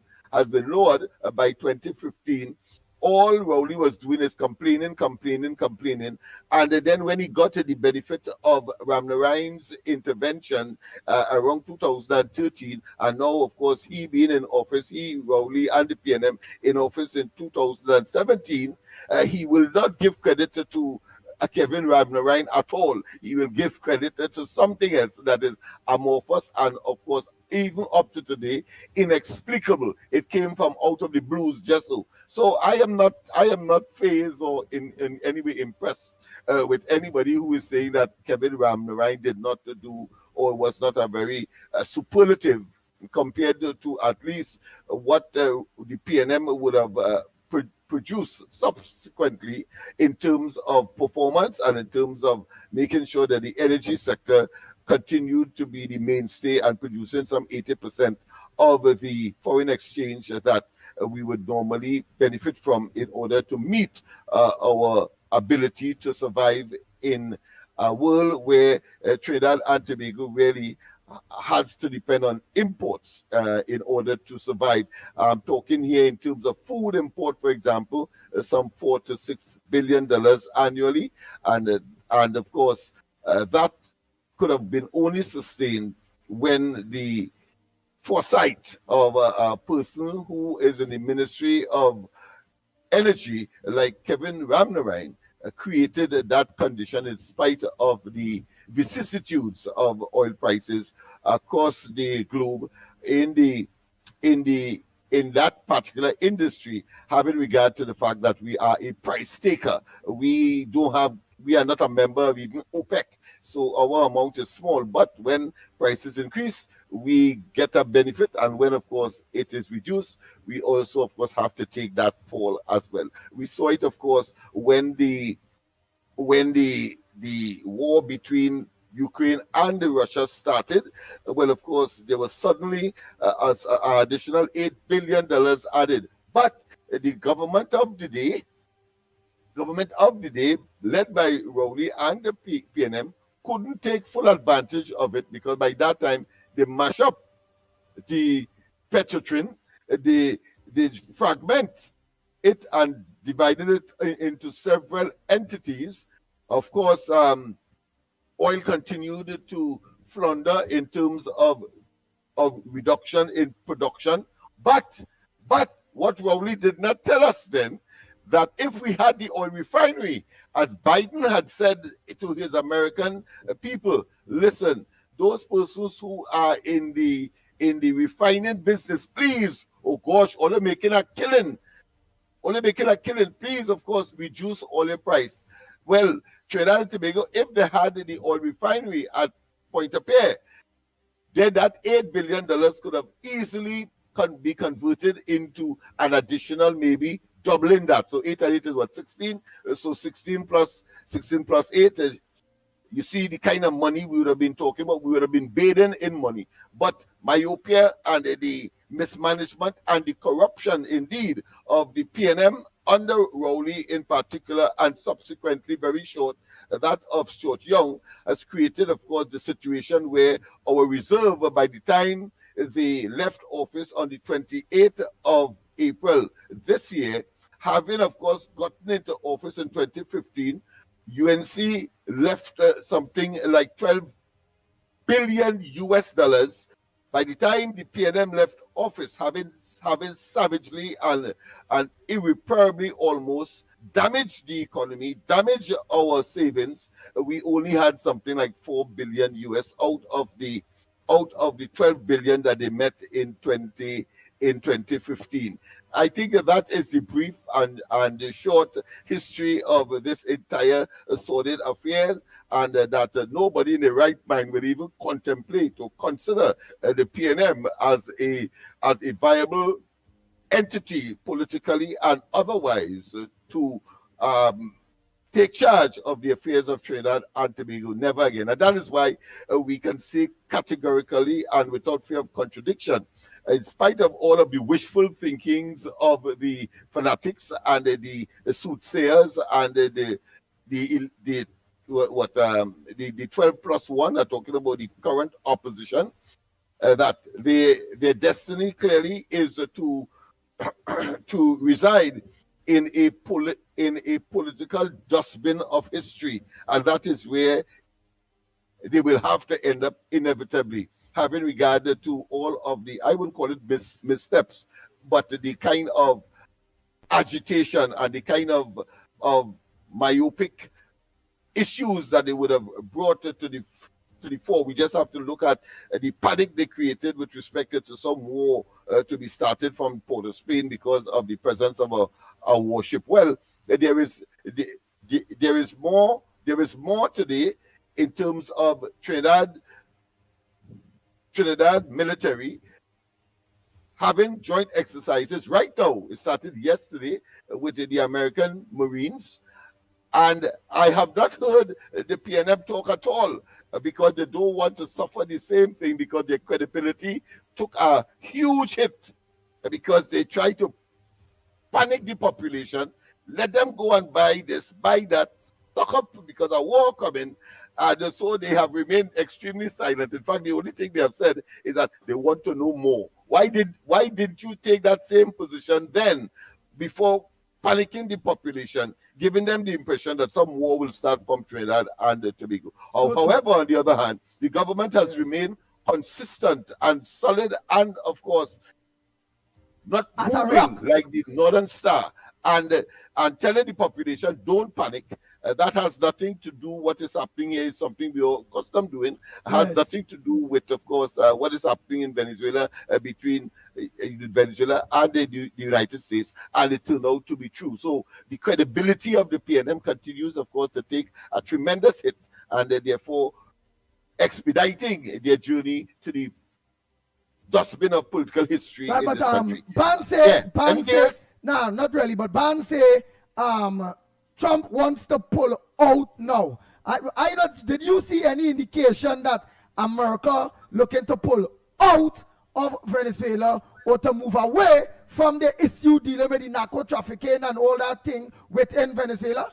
Because I ain't see no indication that they're looking to pull out. In fact, not at all. It has expanded because, of course, the Gerald Ford is here, the largest carrier in the world, with, of course, 100. Well, yes, I think it's if not at least tens of planes and helicopters, etc. is here. So that doesn't suggest to me that there's a pulling out. There is an intensification to the opposite. And I want to say, our immediate benefit to Trinidad and Tobago one time is that on petrochemical items of agricultural nature coming out from Point Lisas are talking about fertilizer, are talking about ammonia, etc. Well, guess what?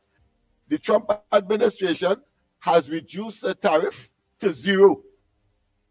So our commodity, yes, reduce it to zero. No tariff. Remember, for the commodities coming out. Yeah. Remember, other countries have, of course, sustained the 10% or whatever tariff that they would have imposed for the importation or for the exportation of their commodities into the United States. That is foresight. Kamala Prasad Bissessa, the Prime Minister of Trinidad and Tobago, you have to be put on a pedestal for your diplomacy and your ability to treat with Trinidad and Tobago's interests exclusive to all and sundry, or put another way, excluding all and sundry, whether St. Vincent and any other member of CARICOM. Right, let us wait. Yeah, where you know, tell me, right? Remember, recently, we was having a problem with a agri-processor plant, Nutrex or some Nutrex, that looking to leave the country, and the government trying to settle because they say business bad, it's a tariff and all them kind of thing, high tariff. Tell the government get them till the end of the year to do what they do, but they have to come back to the table to talk because they can't be getting and using our facilities and the port for free, right? Knowing that recently come out where you're saying, right? Recently. I talk about days, if not a couple of weeks. Yes. Right. So that. And I'm sure that company will now be reconsidering their position. And Trinidad and Tobago, the government, I'm sure, would be in a more advantageous position to encourage, whilst of course not being arrogant and contemptuous like Rowley when he told Salam Mata, listen, I have shareholders too, which is the people of Trinidad and Tobago, and they therefore are sticking my grounds. And then of course they take up the tools and the expertise and the money and of course the potential for earning foreign exchange and going out of the country, not to return. Nice. So now I hope that company that would have lose 400 to 600 workers or something. So I hope now that is free, tax free for their chemicals to enter into United States, I hope now they reconsider, handle stories, and hire more people. Hire more Trinbagonians. It is what it is. I'm sure the Honorable Kamala Prasad Bisesa of Government Lennox Smith had a lot to do with that, knowing that that could rack up, that will cause jobs, and maybe communicate to Marco Rubio in order to see if they can get those taxes and things move. My friend, go to the top of the class. That is not just a perception. It is a quintessential ability to analyze accurately, because it was exactly as a consequence of the meeting with the Secretary of State when she was in the United States on the mission to address the United Nations, and with her entourage, and that was part of the negotiations, and is now has material. There are others which, of course, we will examine during the course of the program, and largely because of that ability to see in advance and to treat genuinely with Trinidad and Tobago's interests. To hell with the rest. So frankly, true. I mean, and I could say that. I know that So that would not be diplomatic for them to say, but as a citizen, I would say that Trinidad and Tobago's interest comes first, and I can only benefit when that is considered and happen, as opposed to Rowley and they seeking other people's interests and not that of Trinidad and Tobago, and put us in the quagmire that, of course, the present administration inherited after the 28th of April this year. Nice. Right, Johnny is saying Andy is only a blind man would think or say that, and what he's talking about is say that Johnny said that his statement, Andy, my comment is with regards to the statement made that Trump is backing down. So Johnny is saying, whoever so foolish to think Trump is backing down or America is backing off, well then that big ship, as Lennox Smith say, went to reach here. Right, Ban is saying, lying to all yourself, Trump tariff have failed. It is why he is pulling back now. Major again. Let's continue. So we have Ban earlier. We have Patricia Reed. We have Ravi Nanan. We have Bossman. And we don't mind. We want to hear. We want to hear them. Yeah, we want to hear them within. I'm glad that caller. I don't want to say misinformed or try to misrepresent. I don't want to accuse him of that, except to say that, remember, there was a debate on this program with respect to India, and India's standing its grounds and fighting back in terms of tariff that would have been ascribed to it by the Trump administration. Well, let me tell you this. India has now decided, one, and they have started the process of importing more oil from the United States. One. Two, they have decided to reduce their imports from Russia. From Russia, yes.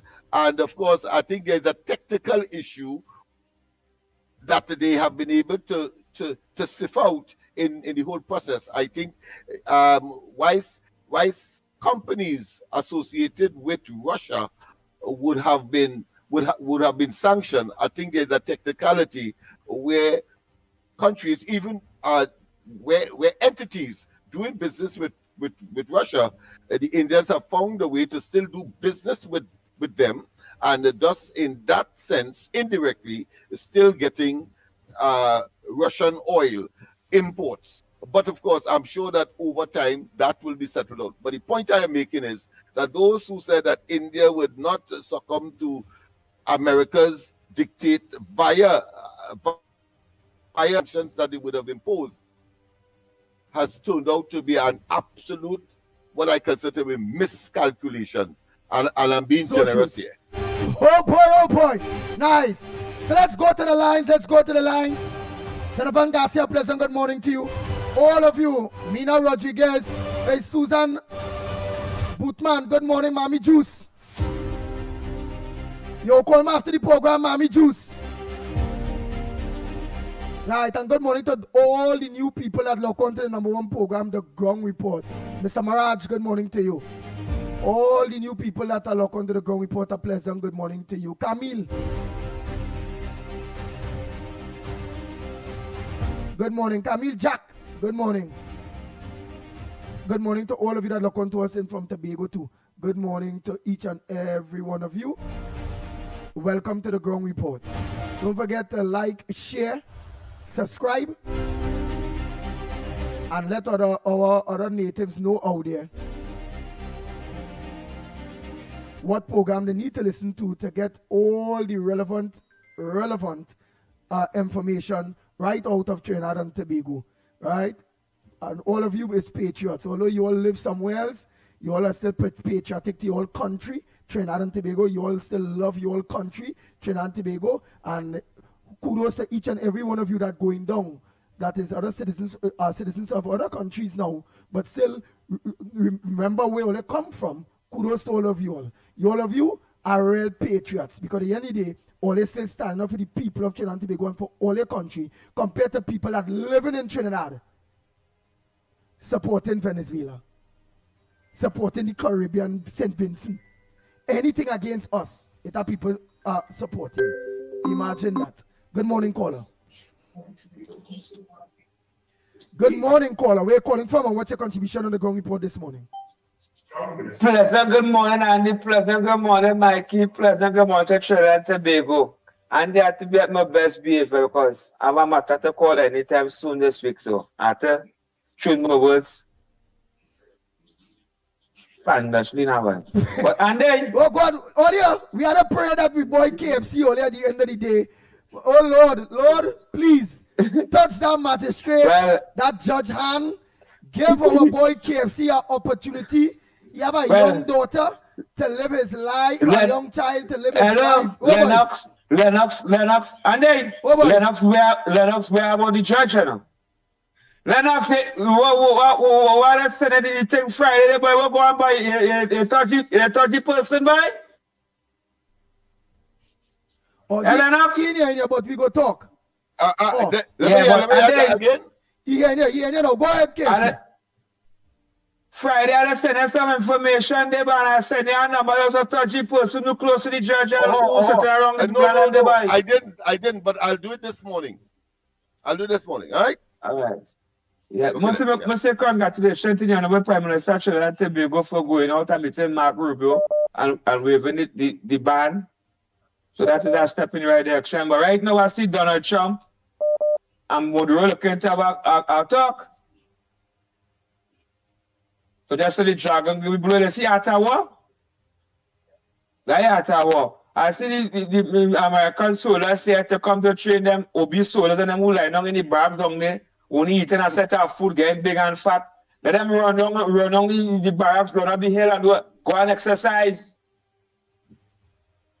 Because they eating and lying down in the barbs and they ain't working for them. They go and work hard, heavy training.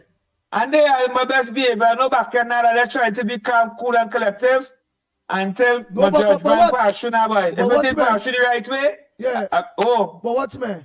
If you think pass through the right way, yeah. Talk to me. We all praying for you. We all want KFC to be out here with us. We know KFC have changed his life. We know KFC is a good boy now. And then, yeah, boy. remember when I said them sour, boy? Yeah. And through the COVID, you meet men and they give me a nice hamper. You think that's so there too, you know. You know I come from far. Yes. You know that man live the life I try to change the life. God bless me, too nice like children. And I beautiful wife, really she make it ends meet right now. So when a man ready bringing nothing, I want to run away, you know, because she only watching, she only complain this and that, but I want to go to the wrong thing. I want to live for Jesus now, right? Right. So all who listening there, say don't know and they bless the love. Well, tell everybody that look on to pray for you. Pray that you get your blessings and you go get through your life and everything.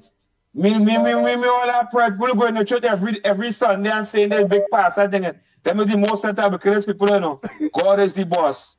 Bless. All right, KFC, Triple G. That Joyson only, right Joyson. Good fella, well boy. Lennox Smith, but short and sweet, because you will have an they said serious without going into too much.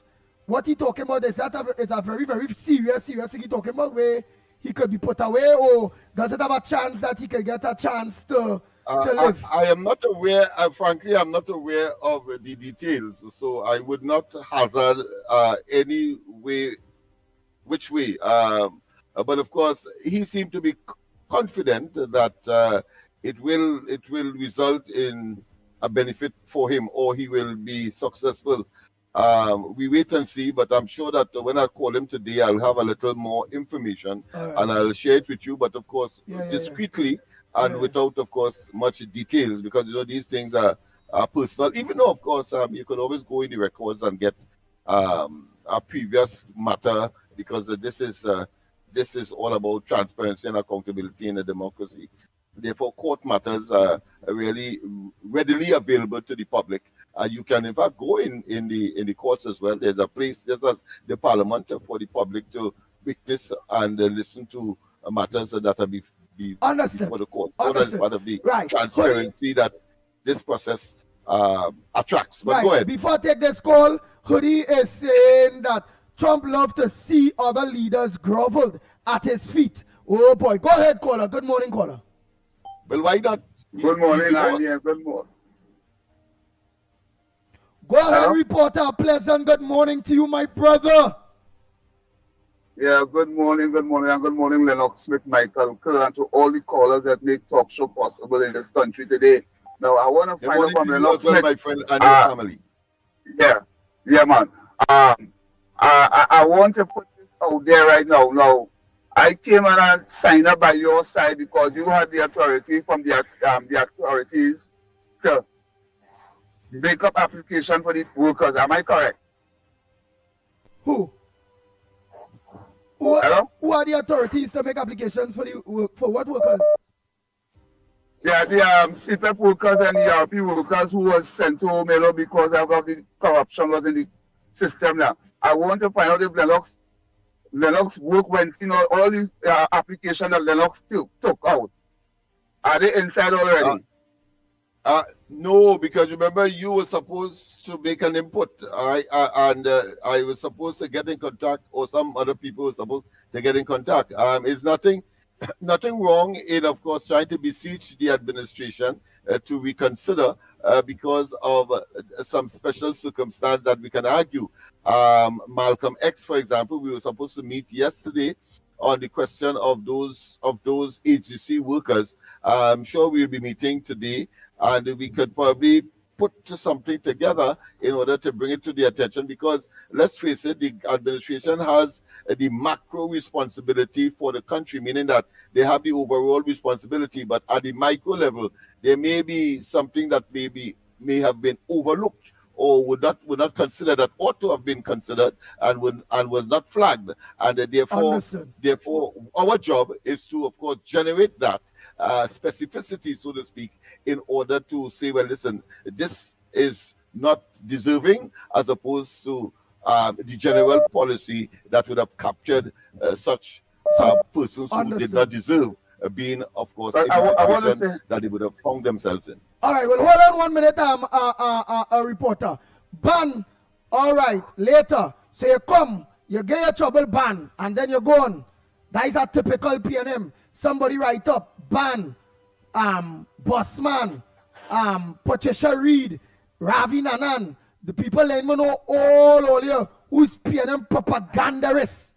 And they let me know. So, ban, we know now that there's a PNM propagandist. Right, go ahead, reporter. Well, all right, thank you. And Lennox and Andy and Michael Kerr, the reason why I came by your establishment, Lennox Smith, is to make sure the people that come by you to get that assistance will not be played. And I want the authorities to know my name is by Lennox Smith too there.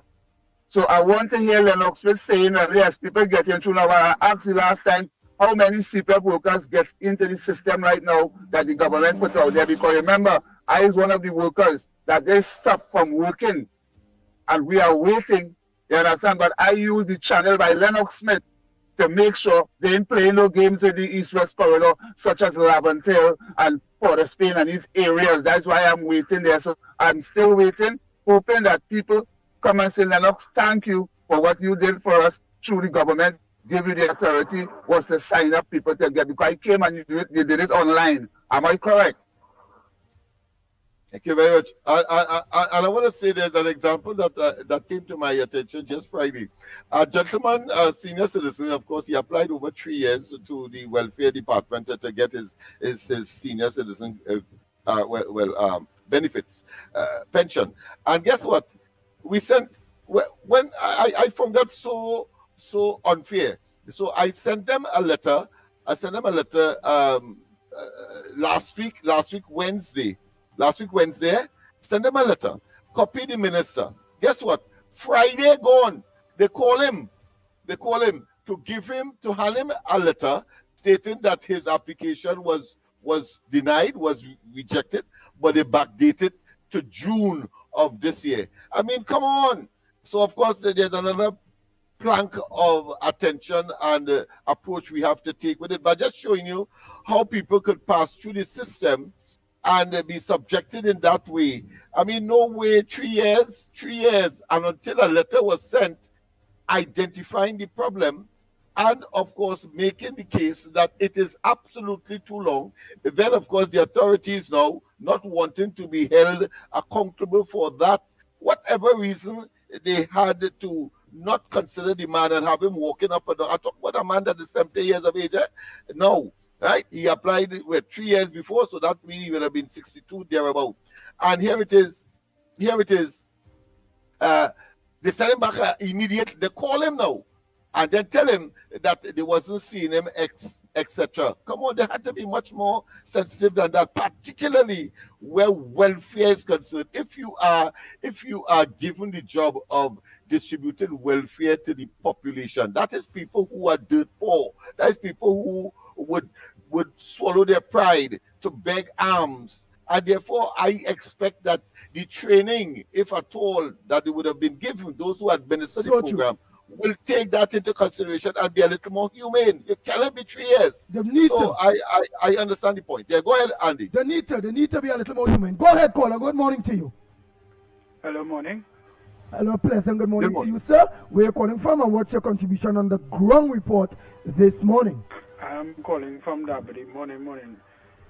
Well, you know, today the former Prime Minister coming out to defend Ibredrin from St. Vincent. Press conference this morning. Yeah, so like he coming out to defend Ibredrin this morning. So, we wait and see.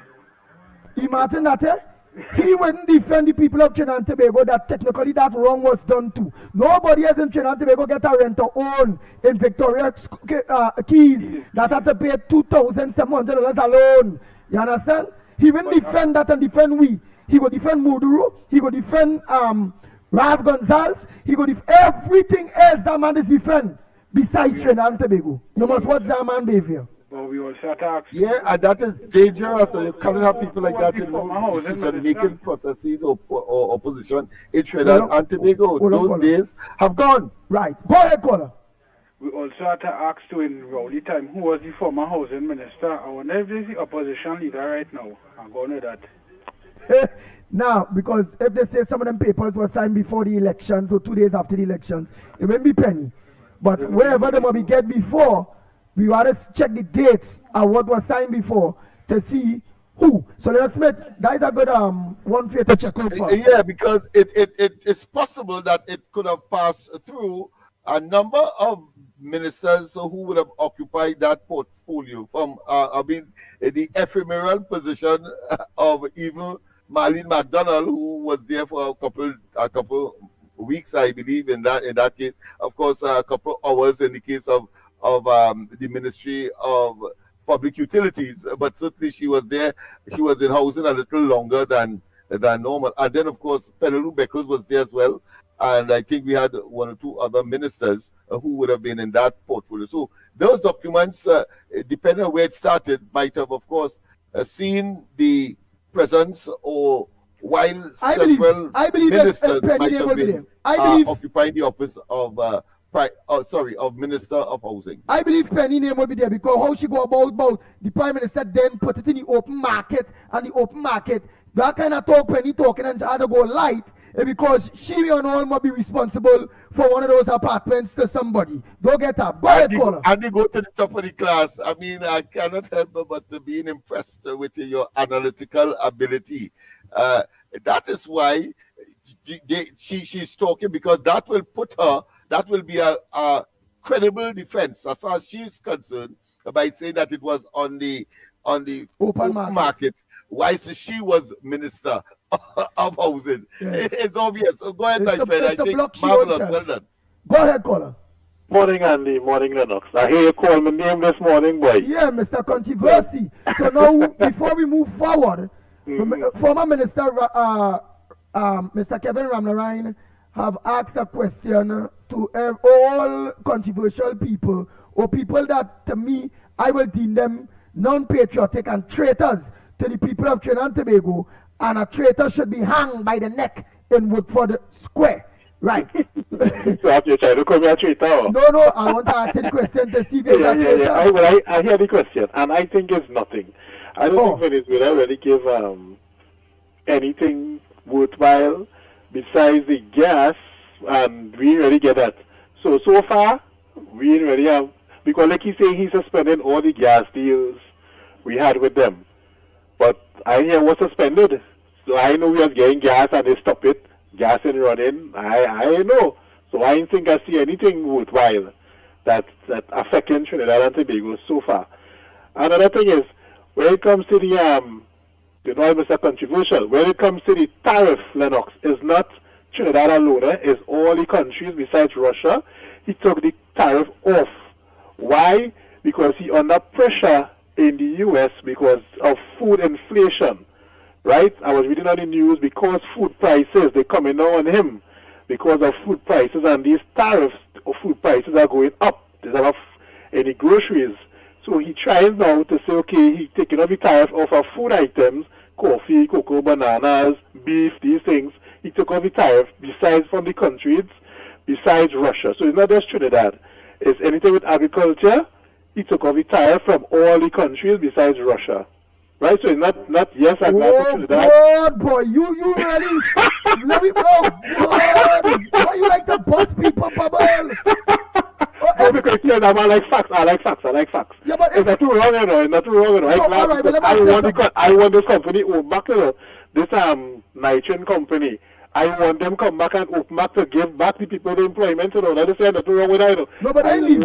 No, but they didn't leave. Remember, they didn't leave yet. They didn't leave. I know they give them a little time to sort out the business, but I want them to open back up, bring back the people out to work, and start the exporting again. I don't like that. All right, but I believe that the Honorable Kamala Prasad Bisesa and the UNC government, in their vision, very, very far vision for the people of Trinidad and Tobago, I believe that she had a talk too with just already. Let me just respond to that, because we have to look for the country.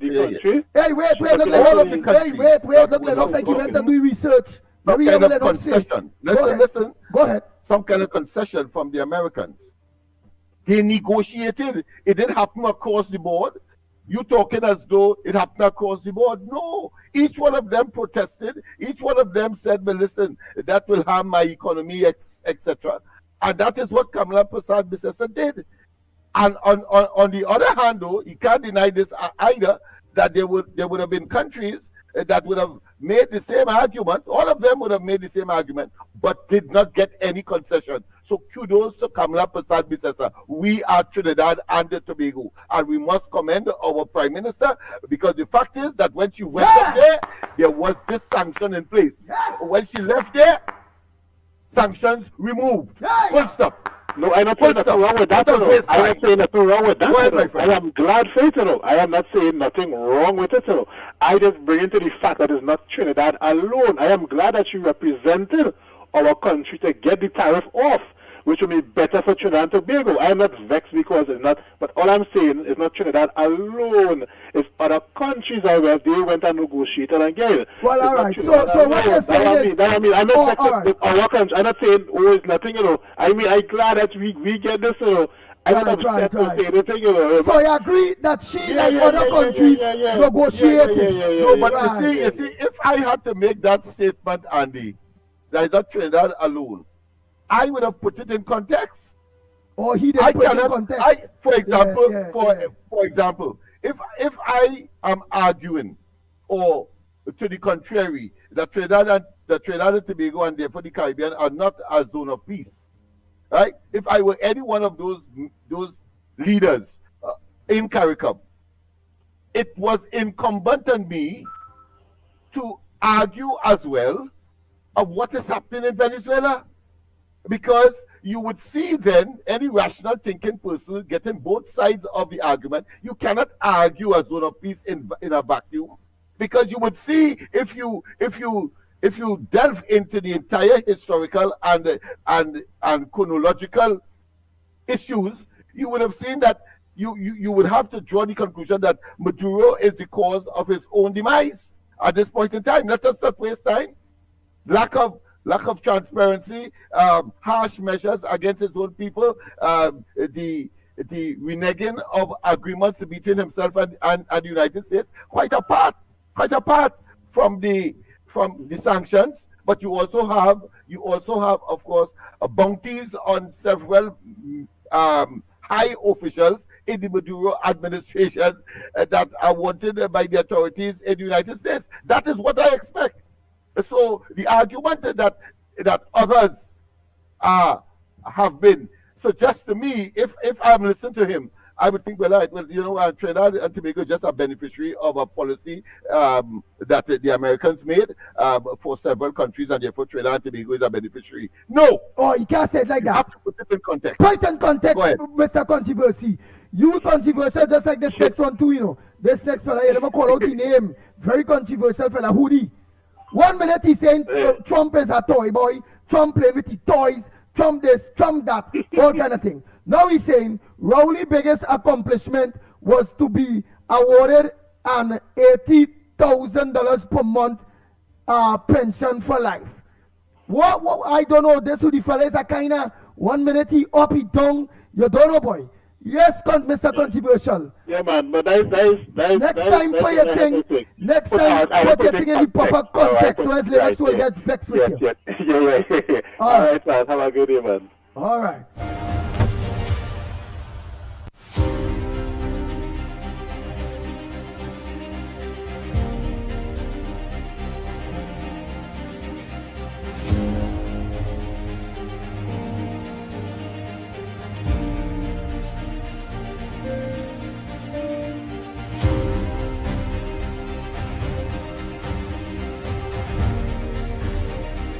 We papa.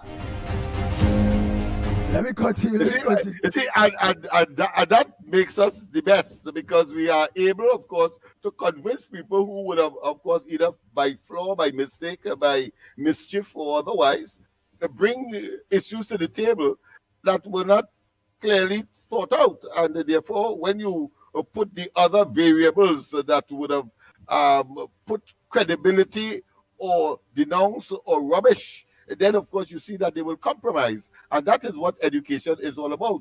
So I am not in any way taking any credit, but merely putting the facts on the table that he ought to have considered when making such a blanket statement. Otherwise, you get the wrong impression. So truth.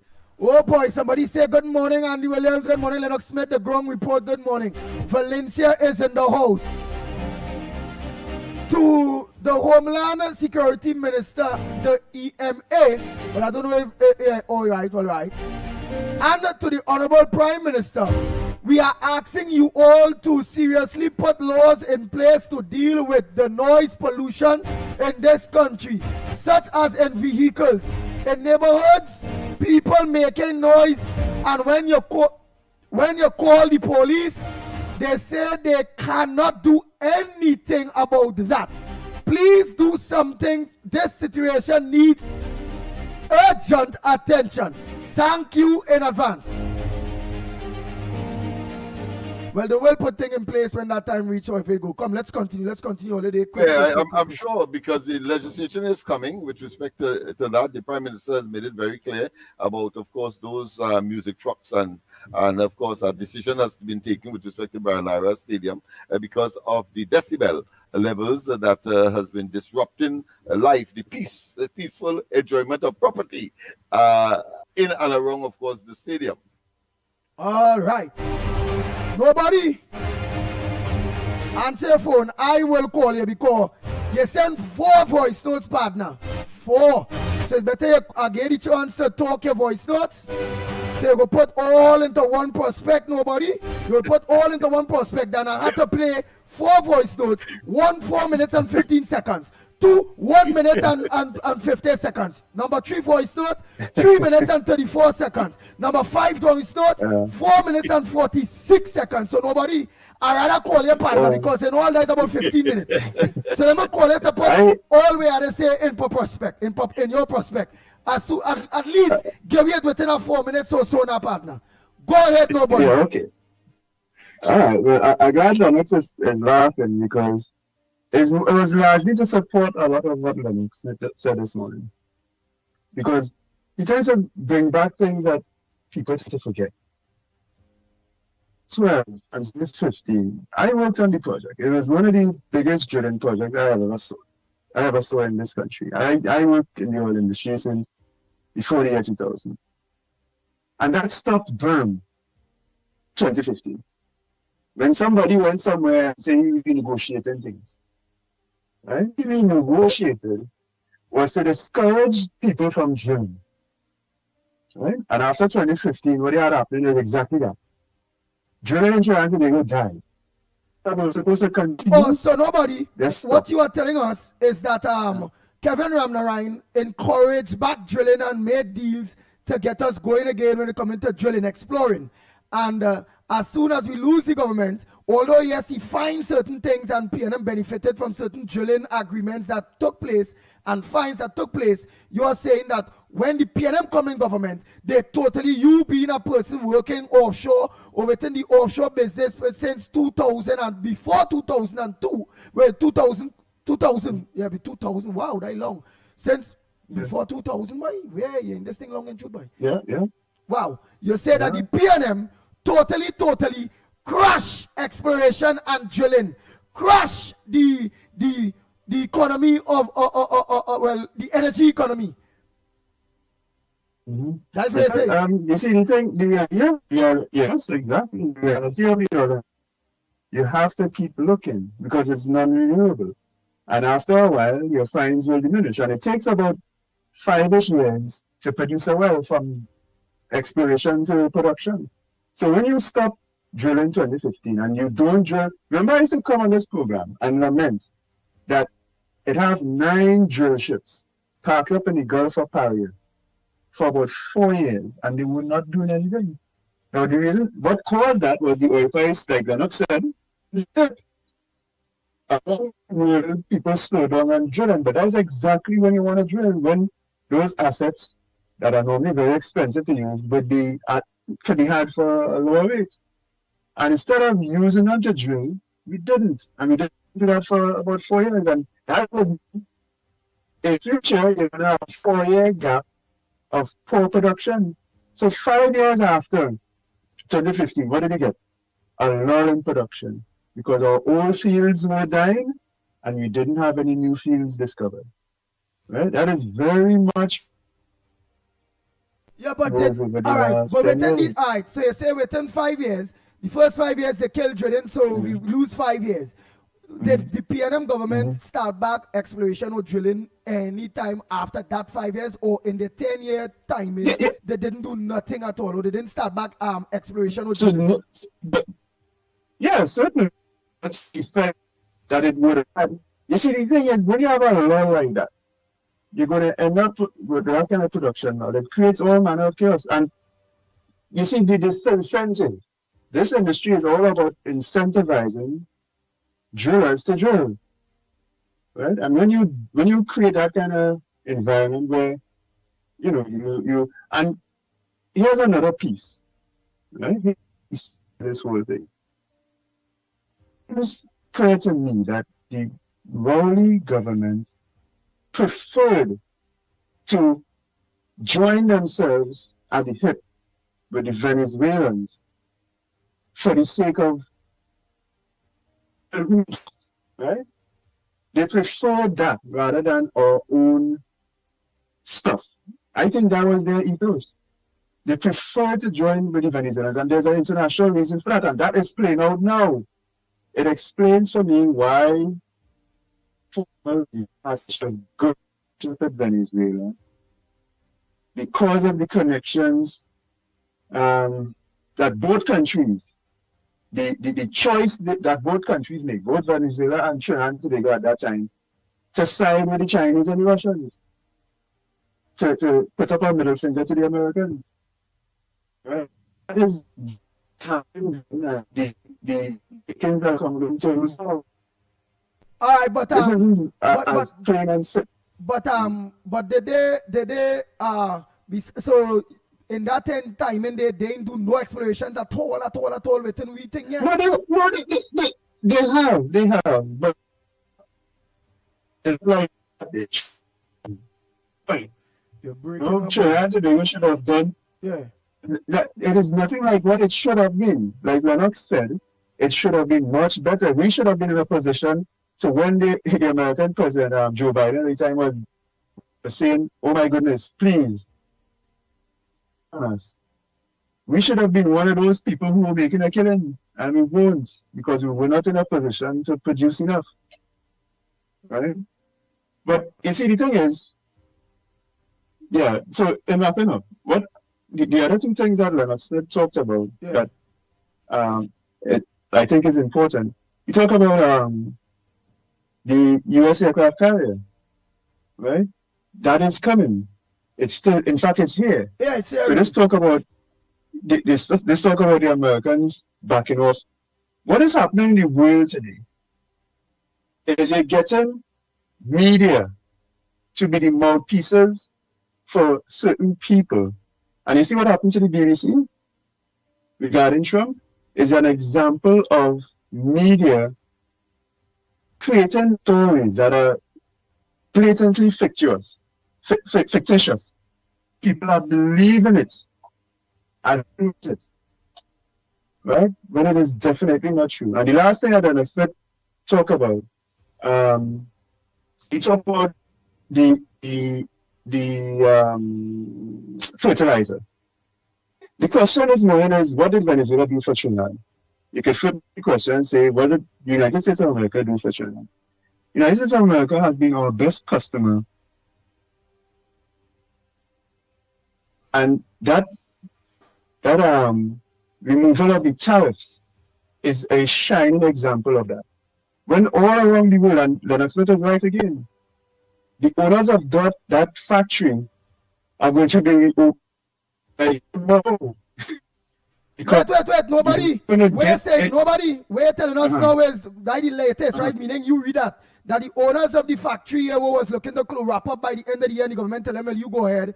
That because they're saying prices are too high and the tariff is where gain them problems and the tariff. So they gotta rack up, knowing that they had to pay we for report. You are saying that recently you read that they're looking now to continue business with Trinidad and Tobago and not send home 400 workers? Where else in the world right now are they going to?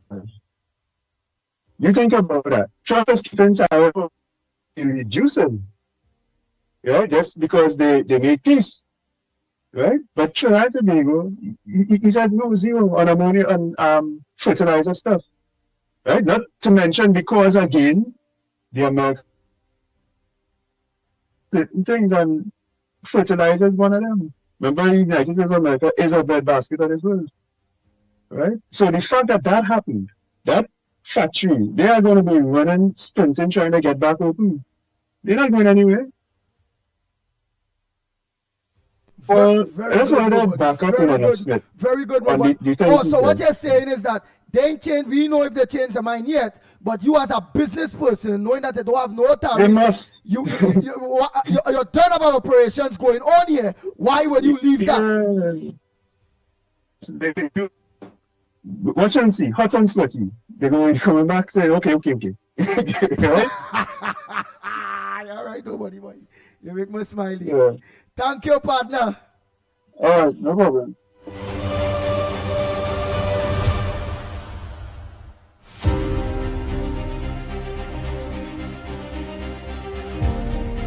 bang, bang, bang, bang, bang, bang, bang, bang. The Ground Report with Mikey K, Andy Williams, and Lennox Smith.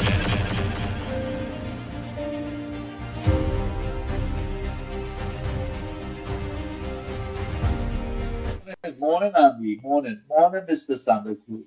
Mr. Santa Cruz, you don't have to answer to Anderson Wilson that low life man. Anderson Wilson is a low life. We say it in Guyanese, low life. He's well, what you're saying is yes, they reduced the amount of purchase of oil from Russia because India don't purchase the most oil from Russia, it's China. We will continue purchasing oil that's in India from America at the same cost, at the same price that they were getting it from Russia. Because the Indian government is not going to reduce the consumption of purchase of oil from Russia to purchase higher from another country. Because they have to feed the 1.4 billion people, okay? That is how they operate. So the agreement, if you go back and check, but it is inside. They're purchasing more from America at the same price, which is just a switch, which is good. I'm happy for that. I like that. I want India to side with America. I don't want India to side with Russia. I want to be Indian and Indian government so we can get big and lots of help in Trinidad. That's my whole foresight. I want to see India help Trinidad because Russia not going to help Trinidad, China not going to help Trinidad. They will take from Trinidad. Venezuela not going to help Trinidad, they will take. So you see, it's good. They switch the amount of oil purchased from Russia instead of taking it from America at the same time. That is what they call business and what they call foresight. Just like Kamala Prasad, it's just the same way, the same blood, the same attitude like Modi. Talk to you later, Andy. I'm Len. Right. Nice, and just a little caution to each and every one of you. Miss Santa Cruz had her say, and let we don't go down, let us know, don't let our program that you all beg us not to get deteriorated, to stay within the serious issues based on you all bringing that level of attention to anybody to want to know, find ways to throw off all your favorite program. Right? So let's continue the direction we are going for the morning with positive, productive debates and all those various things, right? So I surely will read between the lines we're talking about. Leave that. Santa Cruz don't say what she have to say. We don't have to. Let's continue our productive program. Mikey, Lennox, Andy and Ma'am Lennox. I'm really busy this morning, but I have to call because this morning I read where Maduro called on Trump and asked him to have a meeting with him. That's the last news I saw this morning and on the YouTube. Okay? Okay, have a blessed day. Thank you very much. So what she's clarifying is that it's not Trump asking Maduro to meet with him. She is saying to what she knows is Maduro is asking Trump to meet with him. Lennox Smith, you have any headliners on that or if it go, how it go? Remember, not specific, but certainly I'm not surprised because, of course, Maduro has this, what I consider to be vicissitude. He ebbs and flow.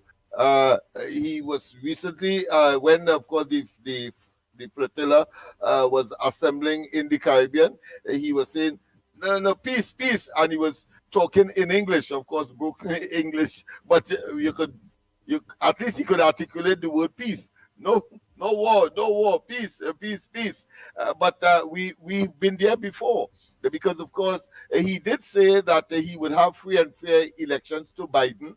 He did say and did do that part of it, to release those prisoners that he had unmeritoriously kept in his prison, Americans. Biden, of course, got that. America was satisfied with that. But the other part of it, where free and fair elections and the involvement of international independent observers, indeed, that did not happen. And even when, of course, the opposition claimed victory, there was a bogus, or should I say, orchestrated or manipulated tribunal, which, of course, was instituted by him, his people, and therefore the outcome was obvious. And thus, of course, the idea that he is an illegitimate government and the bona fide winner, even though we don't have all the proof, had now to exile in Spain. Right. Somebody also said whispers of the unknown is saying India stopped buying oil from Russia because of the sanctions. OPEL supplying oil now to Europe.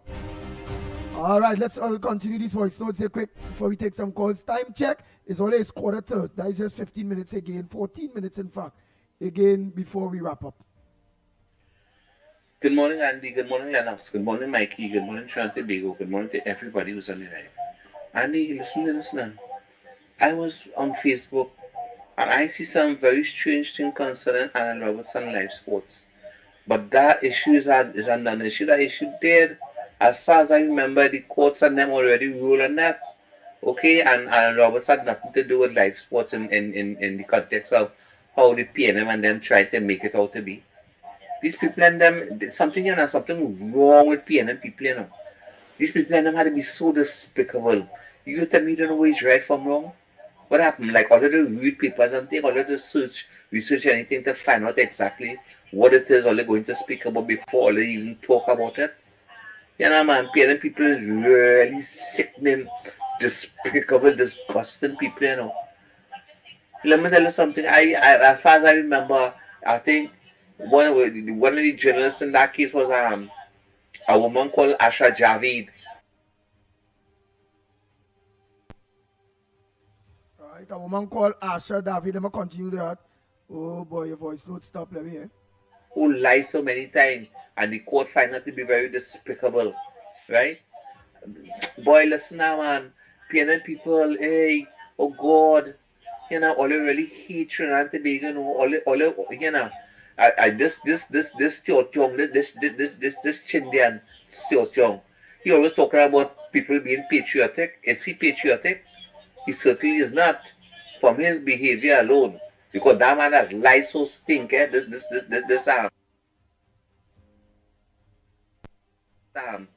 we name the Chindian, we name is again, boys. Teotiong. Boy, man, pay them that whole bunch from Bobby Head, big nose, ugly Bobby Head, right? We name is again the short man, Innsworth. Innsworth, by the way, the $3.8 billion, Trinidad and Tobago went back the money, They hear me, Innsworth, right? And the fire.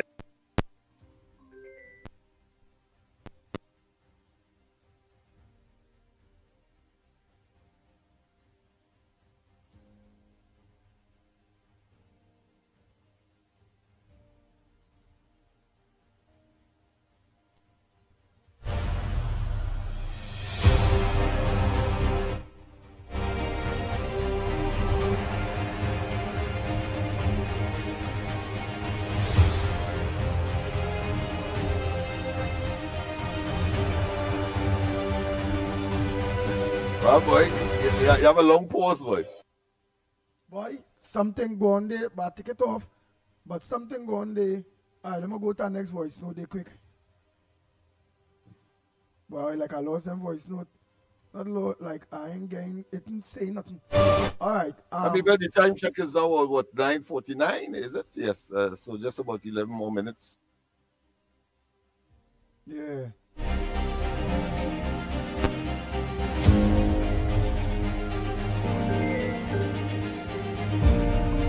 Go ahead, caller. You make my car play my voice notes. You cut me. You have 1 minute. Go ahead. Yes, morning, Orlando. Go ahead, Orlando, number 2. Right. Everything is fine. I just called to say, well, everything going to be good. because I see everything getting back on stream again. But the only trouble now, right now, we're having a problem is because too much of people from Trinidad don't like Trinidad. I don't know if they change their nationality to Venezuela, you know, but I don't know if they could go and get their passport from the Venezuelan embassy and discard a Trinidad and Tobago passport and ID card. So they cannot get no benefits from Trinidad, like pension, food grant, nothing, you know.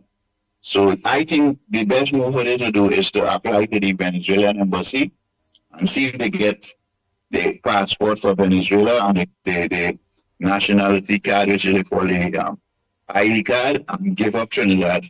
Because I could never see the population of Trinidad and Tobago to understand what is good and what is bad.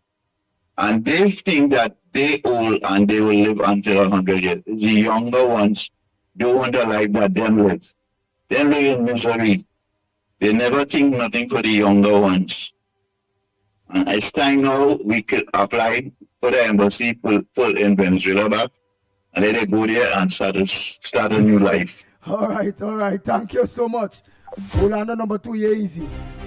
Oh boy. Bisham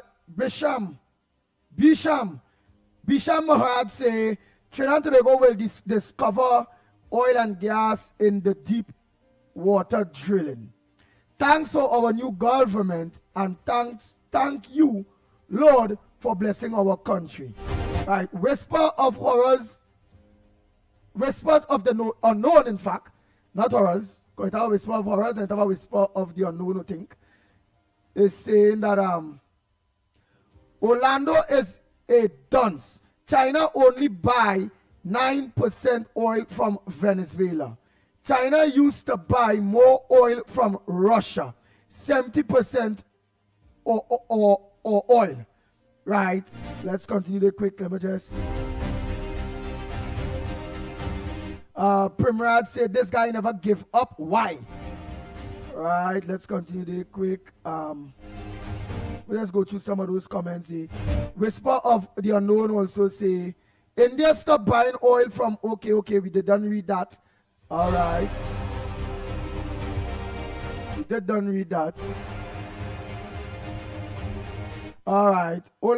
Whisper of the unknown. Orlando is living America, but knows nothing what's happening.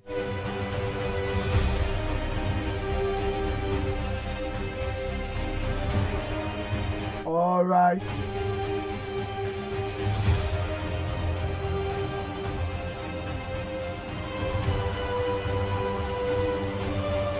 Nice. So let me just continue those voice notes there. Quick. Yes. Let me just continue quick. We only have 7 minutes. So let me see what I can squeeze in that timing. Oh, boys. Let's see what I can squeeze in that timing there. Quick.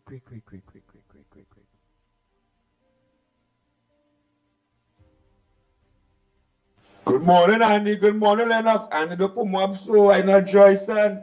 I KFC. I stand alone. I against the world. And they continue doing a good work. All right. And God bless. All right. Next caller, morning caller. All right. Let's continue. Oh boy. Great. Lennox Smith, Kevin Ramnarine sent a message saying great. Like you understood what it is you were saying. So he sent great blow with thumbs up. Former Minister of Energy Kevin Ramnarine. So he said great. Well, coming from an expert like him, I have to take that as a commendation. Yes. Oh boy. Who else? Kenrick Prasad. Wow. Contribute nothing far as I know. And good morning, Trinidad and Tobago. Good morning, Andy, Lennox, Mikey K, and everybody else on the show. Venezuela contribute nothing far as I know. And United States had the oil refinery, Texaco, and they were there ever since. And They haven't done nothing. They haven't helped us do anythanything. All they know is one from us. The whole Caribbean country, whole CARICOM, Trinidad is a little America. And everybody look to Trinidad for everything, for help, for this, for that, for the other. As far as I know. Give me if I'm wrong. Right? So, my point is that Venezuela have contributed nothing except to send all the criminals. Now, I'm not saying all, but some are good people over there. I can't say that. You know what I mean? To have good, some of them good come for really come to make a living for the family, just as me. So I have to give Jackie. You know what I mean? So, Andy, good morning again. Andy, I don't like this confusion over the phone. Calling Miss Santa Cruz name and all kind of stuff. Right? I don't like it. Because, you know, it's not nice. This program is not about that, calling names. It's about helping people and you know, have respect. Mr. Anderson, man, stop your nonsense, man. Okay? Right, let's move from that. Let me move from that. Right, I don't correct that. The Santa Cruz done what she say. Let we leave that alone. You know what they say, Lennox Smith? When they see a jab spiner and they see them jump on them quiet, don't go shake the branch. Don't this, don't that. If you've been leave in peace on the ground report program, you understand? And you've been left alone and left in peace, don't let the jump on them come out.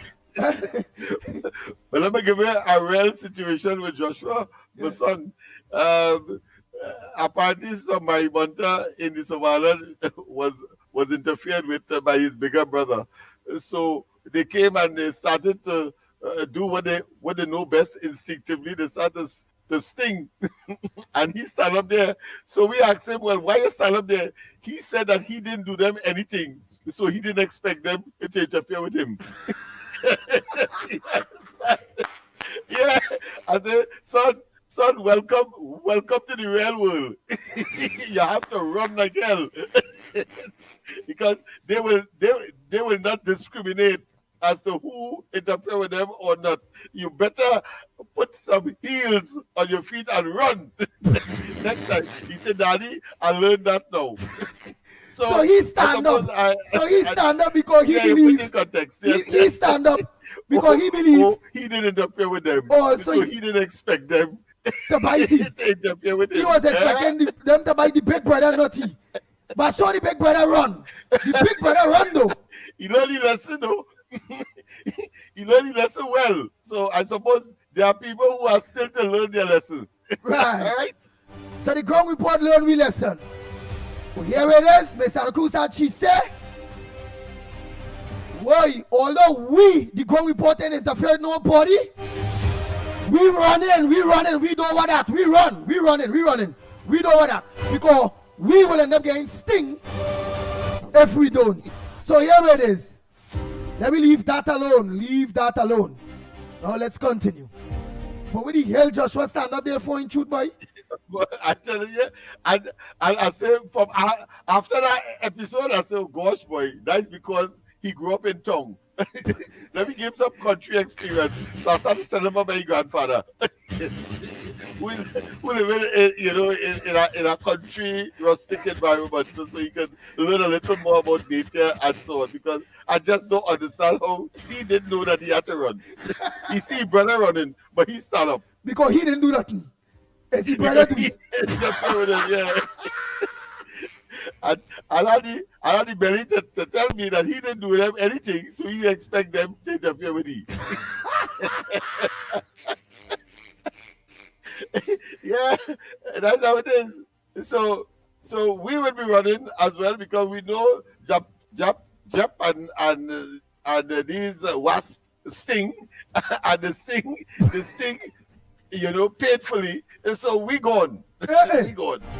Yeah. So whoever interfere with that Japness there, we already know in advance, run. Because whether it's not we on the ground report, it go bite we. So here it is. Let's keep our concentration. This program is about our consciousness. It's about billing. It's about progress. It's about learning.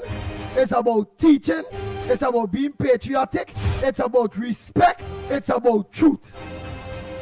So let me continue with that.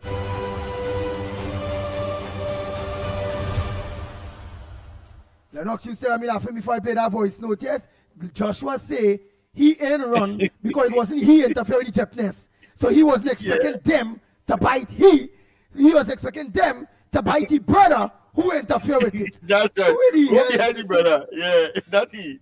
He didn't do it. well, I mean, the irony is the PLM wise in government. And there's another analogy that you can apply there, where of course, here it is, all of us know fire burns. All of us know fire burns.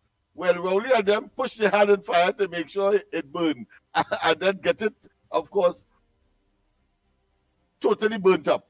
a conflagration. That whole Anna Robert singer. No, it's not a real story, but it's an analogy to describe how Rowley and they operated. They knew that they're not supposed to interfere with the Americans.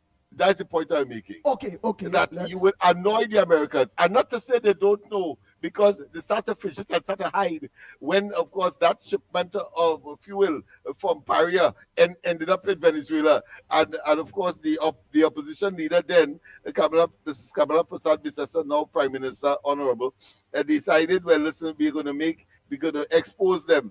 And they decided to say that she was unpatriotic, etc., etc. That time, they pushed their hand in fire and get burned, and yet still trying to blame somebody else, to the point where, of course, today they are no longer in government. In fact, they were so conscious that after that, you know what they did?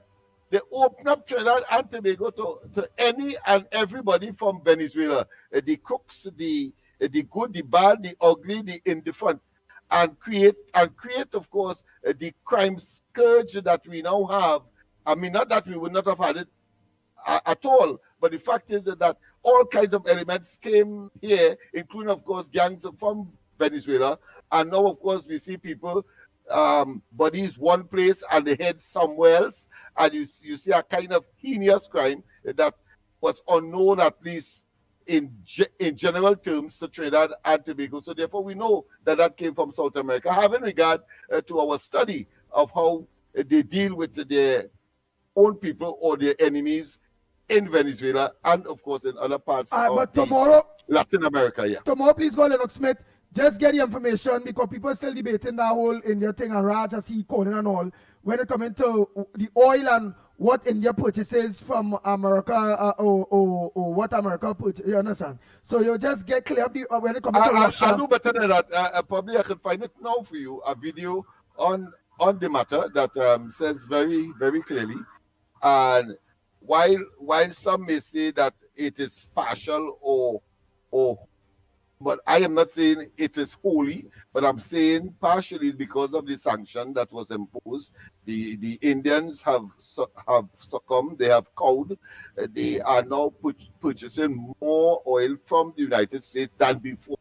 Statistics are there, and of course, as I say, they're still purchasing from Russia, but because of some technical issue. In other words, I'm saying that the hegemony of the Americans have, of course, overwhelmed the Indians, and they had to conform, because the argument is that they are buttressing, they are supporting the war machinery of the Russians, and therefore any reasonable Western world country would have some concerns about that, just as how they have concerns with China. But China, of course, is a different kettle of fish. Right, and Whisper of the Unknown said it was a typo error when he said that is not OPEL, but what he sent to me was OPEC.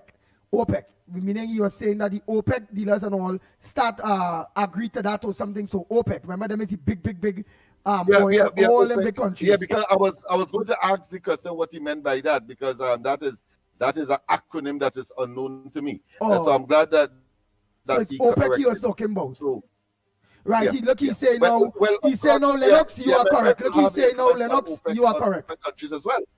Right, look, Yeah. he's saying now, Lennox Smith, you are correct. Right, let me just finish a 2 voice note quick, Lennox, is done after the hour. I had to go, remember, Trinidad and Tobago, we are close, we reach about halfway, and we being able to head out, and we can't say when, to St. Vincent. Remember, we have to be accommodated, and at least we have to have at least a 200. Oh boy, we need so much, you know. I like 150 EC, 200 EC, and obviously we will have to organize transportation or pay transportation to be able to move about. Right?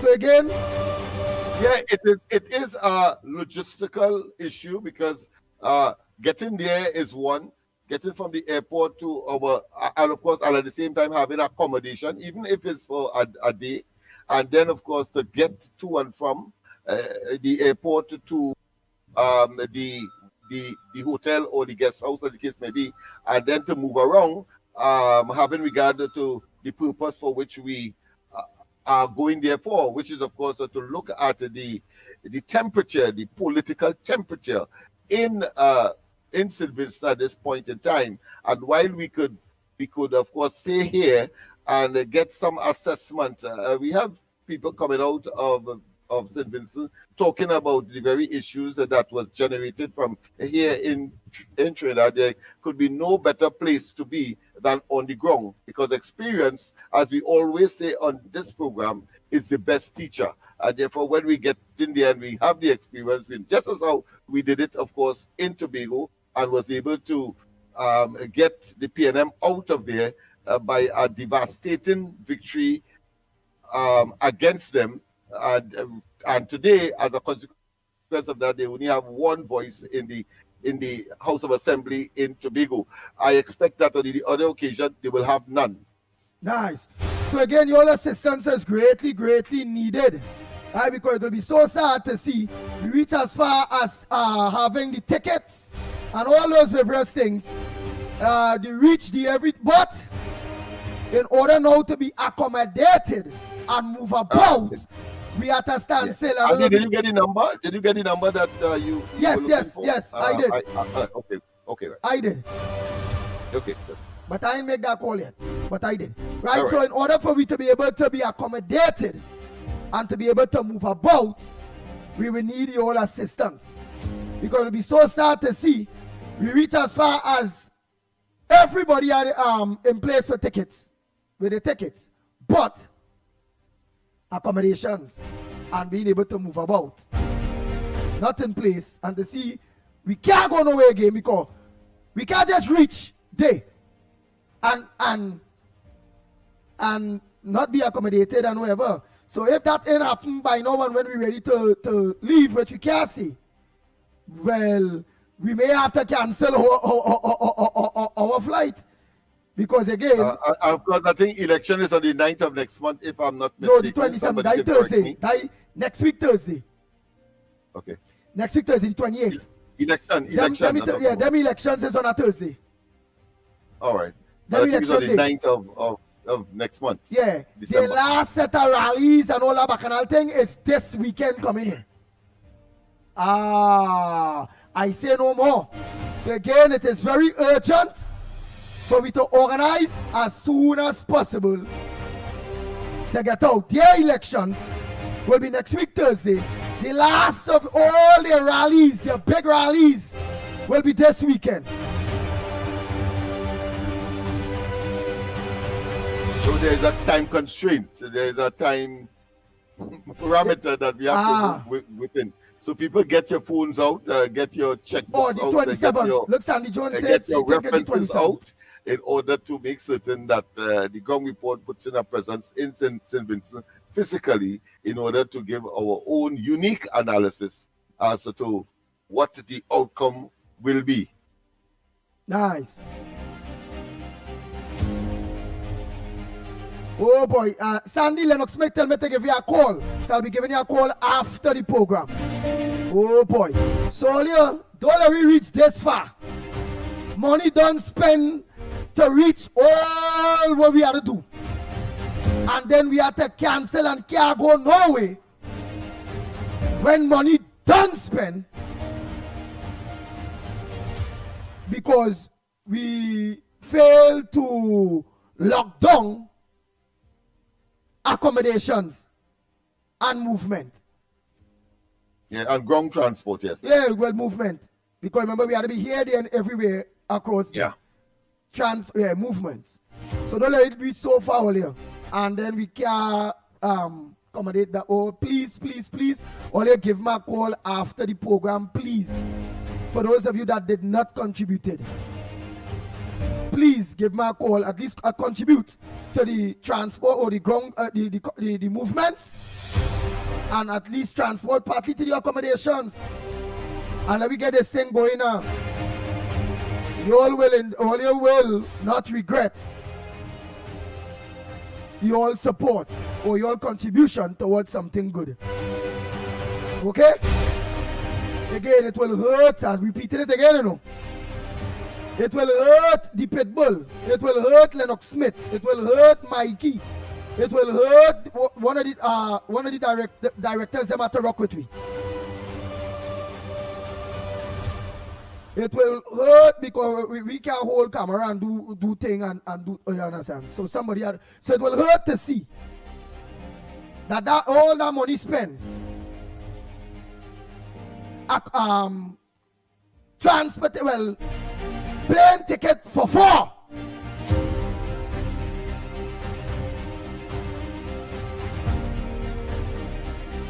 And nothing, just little towards accommodations. Meaning something like out of 110% remain after all those things are covered. 10% of $100 is remain as in to now move forward to the next level, which is accommodations. So we must be accommodated somewhere. We have to go where they be. And we're not going to look to go 5-star hotel and this and that. No, we smart. We looking to see we could lock down some house, guest house, something where, you know, it's our whole house. Where, you know, are they 2-3 bedroom who are they sleeping at drawing room or on the ground or on a chair? So be it. It's not about, no, we're not going on no holiday. We looking to see we can lock down our place as cheap as possible. If only I know people in St. Vincent that only trust that only will be able to call me to put we on to, that we could get our whole place at a reasonable price to stay within, whether it be a day, whether it be 2 days, whether it be 3 days. We cannot say how long we're going for. It will greatly be appreciated.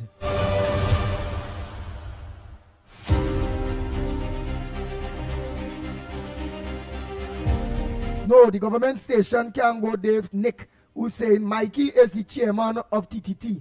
He can pay his own wage. He's not going there on TTT business. He can't do that. Nah, Mikey can't do that. And Mikey now pull up on that. How the hell, it had no money, nothing for he to get there, no time. No get an appointment. I can see that.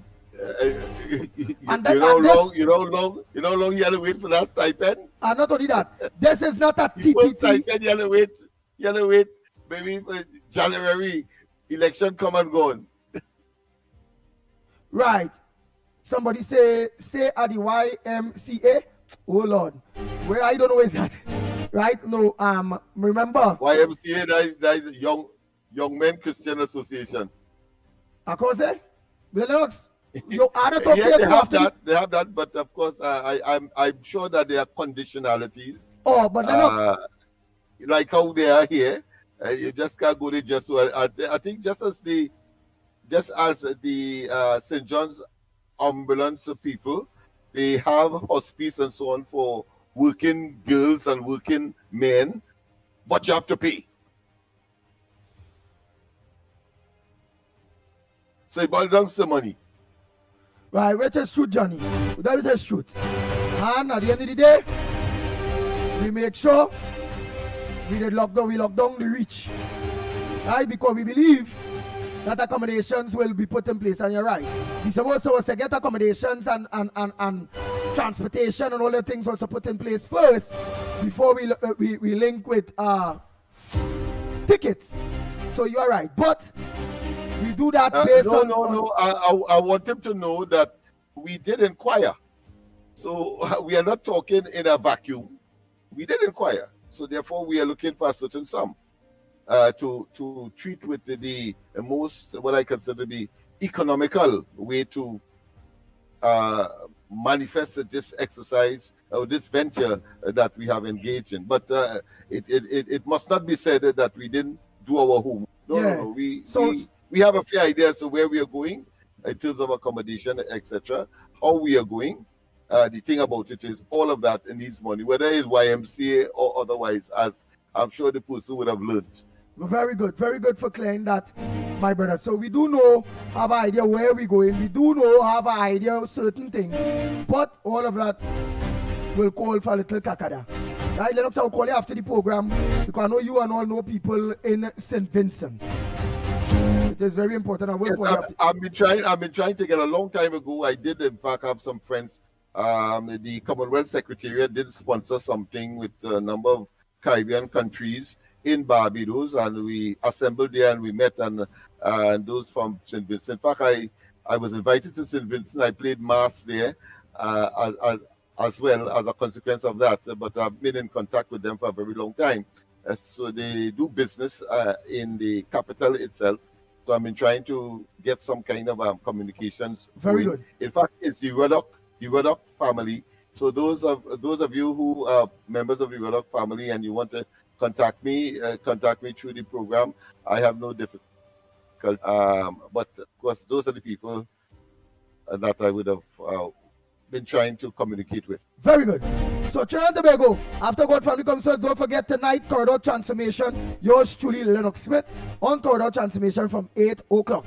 Don't also forget today at 12 o'clock to 2 o'clock, 648 television with Irvin Felix. Let me say a pleasant good morning to Irvin Felix, wife and kids that always look on to the Ground Report program. A pleasant good morning to you. Right? So please help us. We already passed halfway, and we will hope that we get that help necessary to complete the journey to make sure it's a successful one. As I say, it will hurt that we reach halfway or we reach 60% and had to stall just 40% away. Wow. And can't make that trip again. That will be very hard. So please, give me a call after the program, 366-3053, 366-3053, and let us know what you can do for us when it's coming to accommodations and transportation. Well, you notice, we will deal with our eating and drinking. Well, eat, because we had to live, we had to eat. We go deal with the eating, the living, or the stay there when it comes to the belly while we are there. So we just want the little assistance with the accommodations and transportation. Please, give me that help. Patricia Reed, give my help now, girl.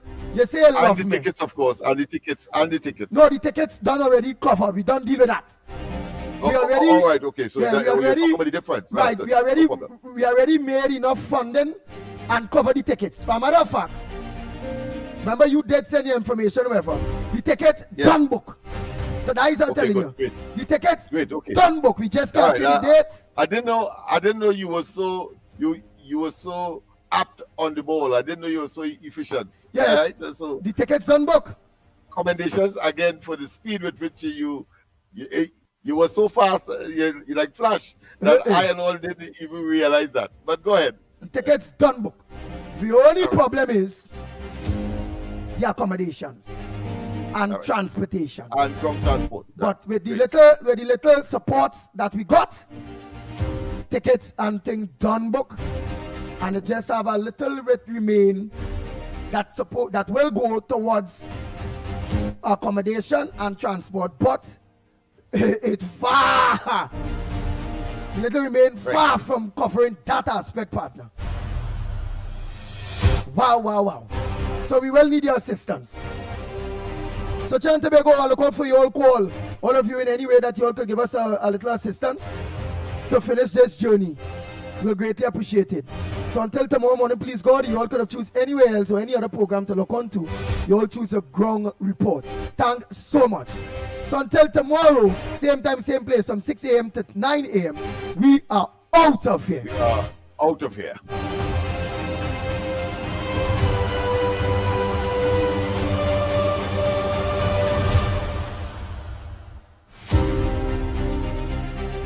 Lennox, that's what I tell the man, that's what I tell thing, yeah. When he say I put the horse before the cart now, that I was supposed to first and foremost lock down accommodations and transport. But I really did the other way. I did it the other way, wanting to make sure that, hey, we have to go. We have tickets. We have to go home. No, but that is all right. That's all right, because it gave me an opportunity to say that we would not, of course, at least have some preliminary idea. Nice. Because he tried to make us look stupid now that we should have do this before that. Who the hell? We still on air? Yeah.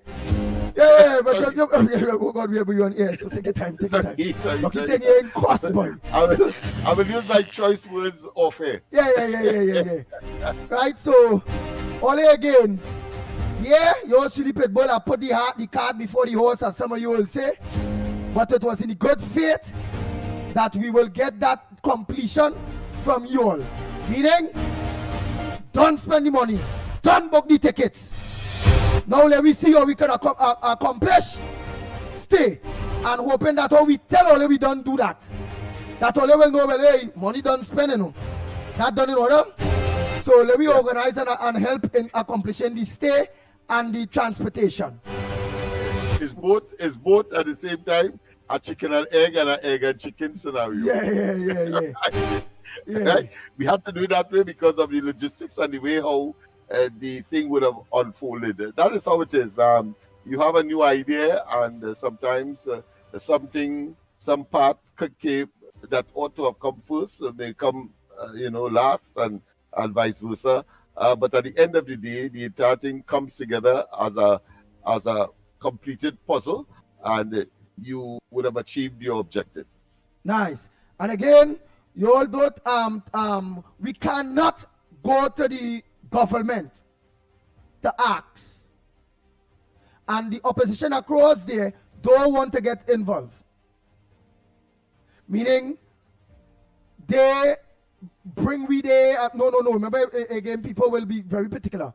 And Kamala Prasad is a government, and them would not want to go. You understand? This is a ground report project. That's right. Let's make it very clear. There's no influence that would have been behind this, one way or another. Not the opposition of Venezuela influence, and not the government of Trinidad and Tobago influence. The opportunity for anybody to say is political interference by another country, another CARICOM state, and of course we don't want it on the ground that the incumbents say that we have brought people, of course, to, for one way or another, based on what we would have discovered, to malign or to in any way disrespect or tell it as it is. We must be able to be fiercely independent. Nice. So again, no, we ain't asked the opposition of St. Vincent, and we're not asking the opposition of St. Vincent to accommodate or to help or in any way. They have nothing to do with this. Before Ralph and people saying that opposition bring we there. No. It's only a bring we there. All your kind we there. Suppose we would have discovered something that the opposition wouldn't want to disclose because it may jeopardize their chances.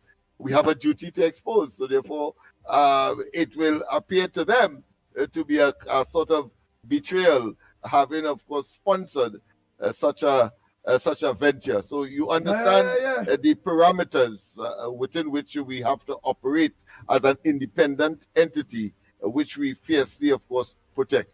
I may disagree with you, as we rightly say, but we will defend your right to speak. And that is the principle we go with wherever we are. Right. So you all who contributed towards we going St. Vincent, you all is who we are the answer to. You all are wholly and solely responsible for we reaching there if we reach there. You all. Not the St. Vincent opposition, not the Kamala Prasad BCSF government, not no political party or no entity either or. You, the people of the ground report, is who will be wholly and solely responsible for the ground report reaching to St. Vincent, and it's you all we have to answer to. So Simple. very true. So until tomorrow morning, please God again. Give me a call after the program. Please, after the program, 3683053. Some of you all, if you all and all want to call Lennox Smith, call Lennox Smith after the program to give that contribution towards accommodations and transport. Okay? But you all should the Pitbull of Radio look forward to your call. When all call Lennox will put you all on to me anyhow. Right? Yes, I will direct we direct you to Pitbull, who of course is the master control and the mastermind behind this venture. Right. So again, we want to thank all in advance. Please don't let me reach 60% and just at a sit down and train all day. Here. Don't let me do that. That's bad. And tickets already bought. Don't let me do that. Let me finish our course to you all ground reporters. Let's reach there, go out there and do what you all know we does best and make sure we have all the information for you all from both sides of the divine. You'll be hearing from the citizens of St. Vincent itself. You all will hear from the opposition leader. Or you will hear from the Prime Minister, because we're going to all. We want to hear what them have to say, what their supporters have to say. And then you all will be able to access or assess who you all support, who you all in support, who will carry St. Vincent and the Grenadines forward, who will carry them backward. You all will be able to know everything. But we will be interviewing the layman in St. Vincent too. Okay? So look out for your call after the program. Ring and hang up. Even if you send a message and I ain't call all the back, or I ain't message all the back, ring my phone and hang up. I will, when I see the missed calls, I will ring all the back and say, hello, I see a missed call. Yes, I'm calling for the assistant. All right? Right. Until tomorrow morning, please God, we are out of here.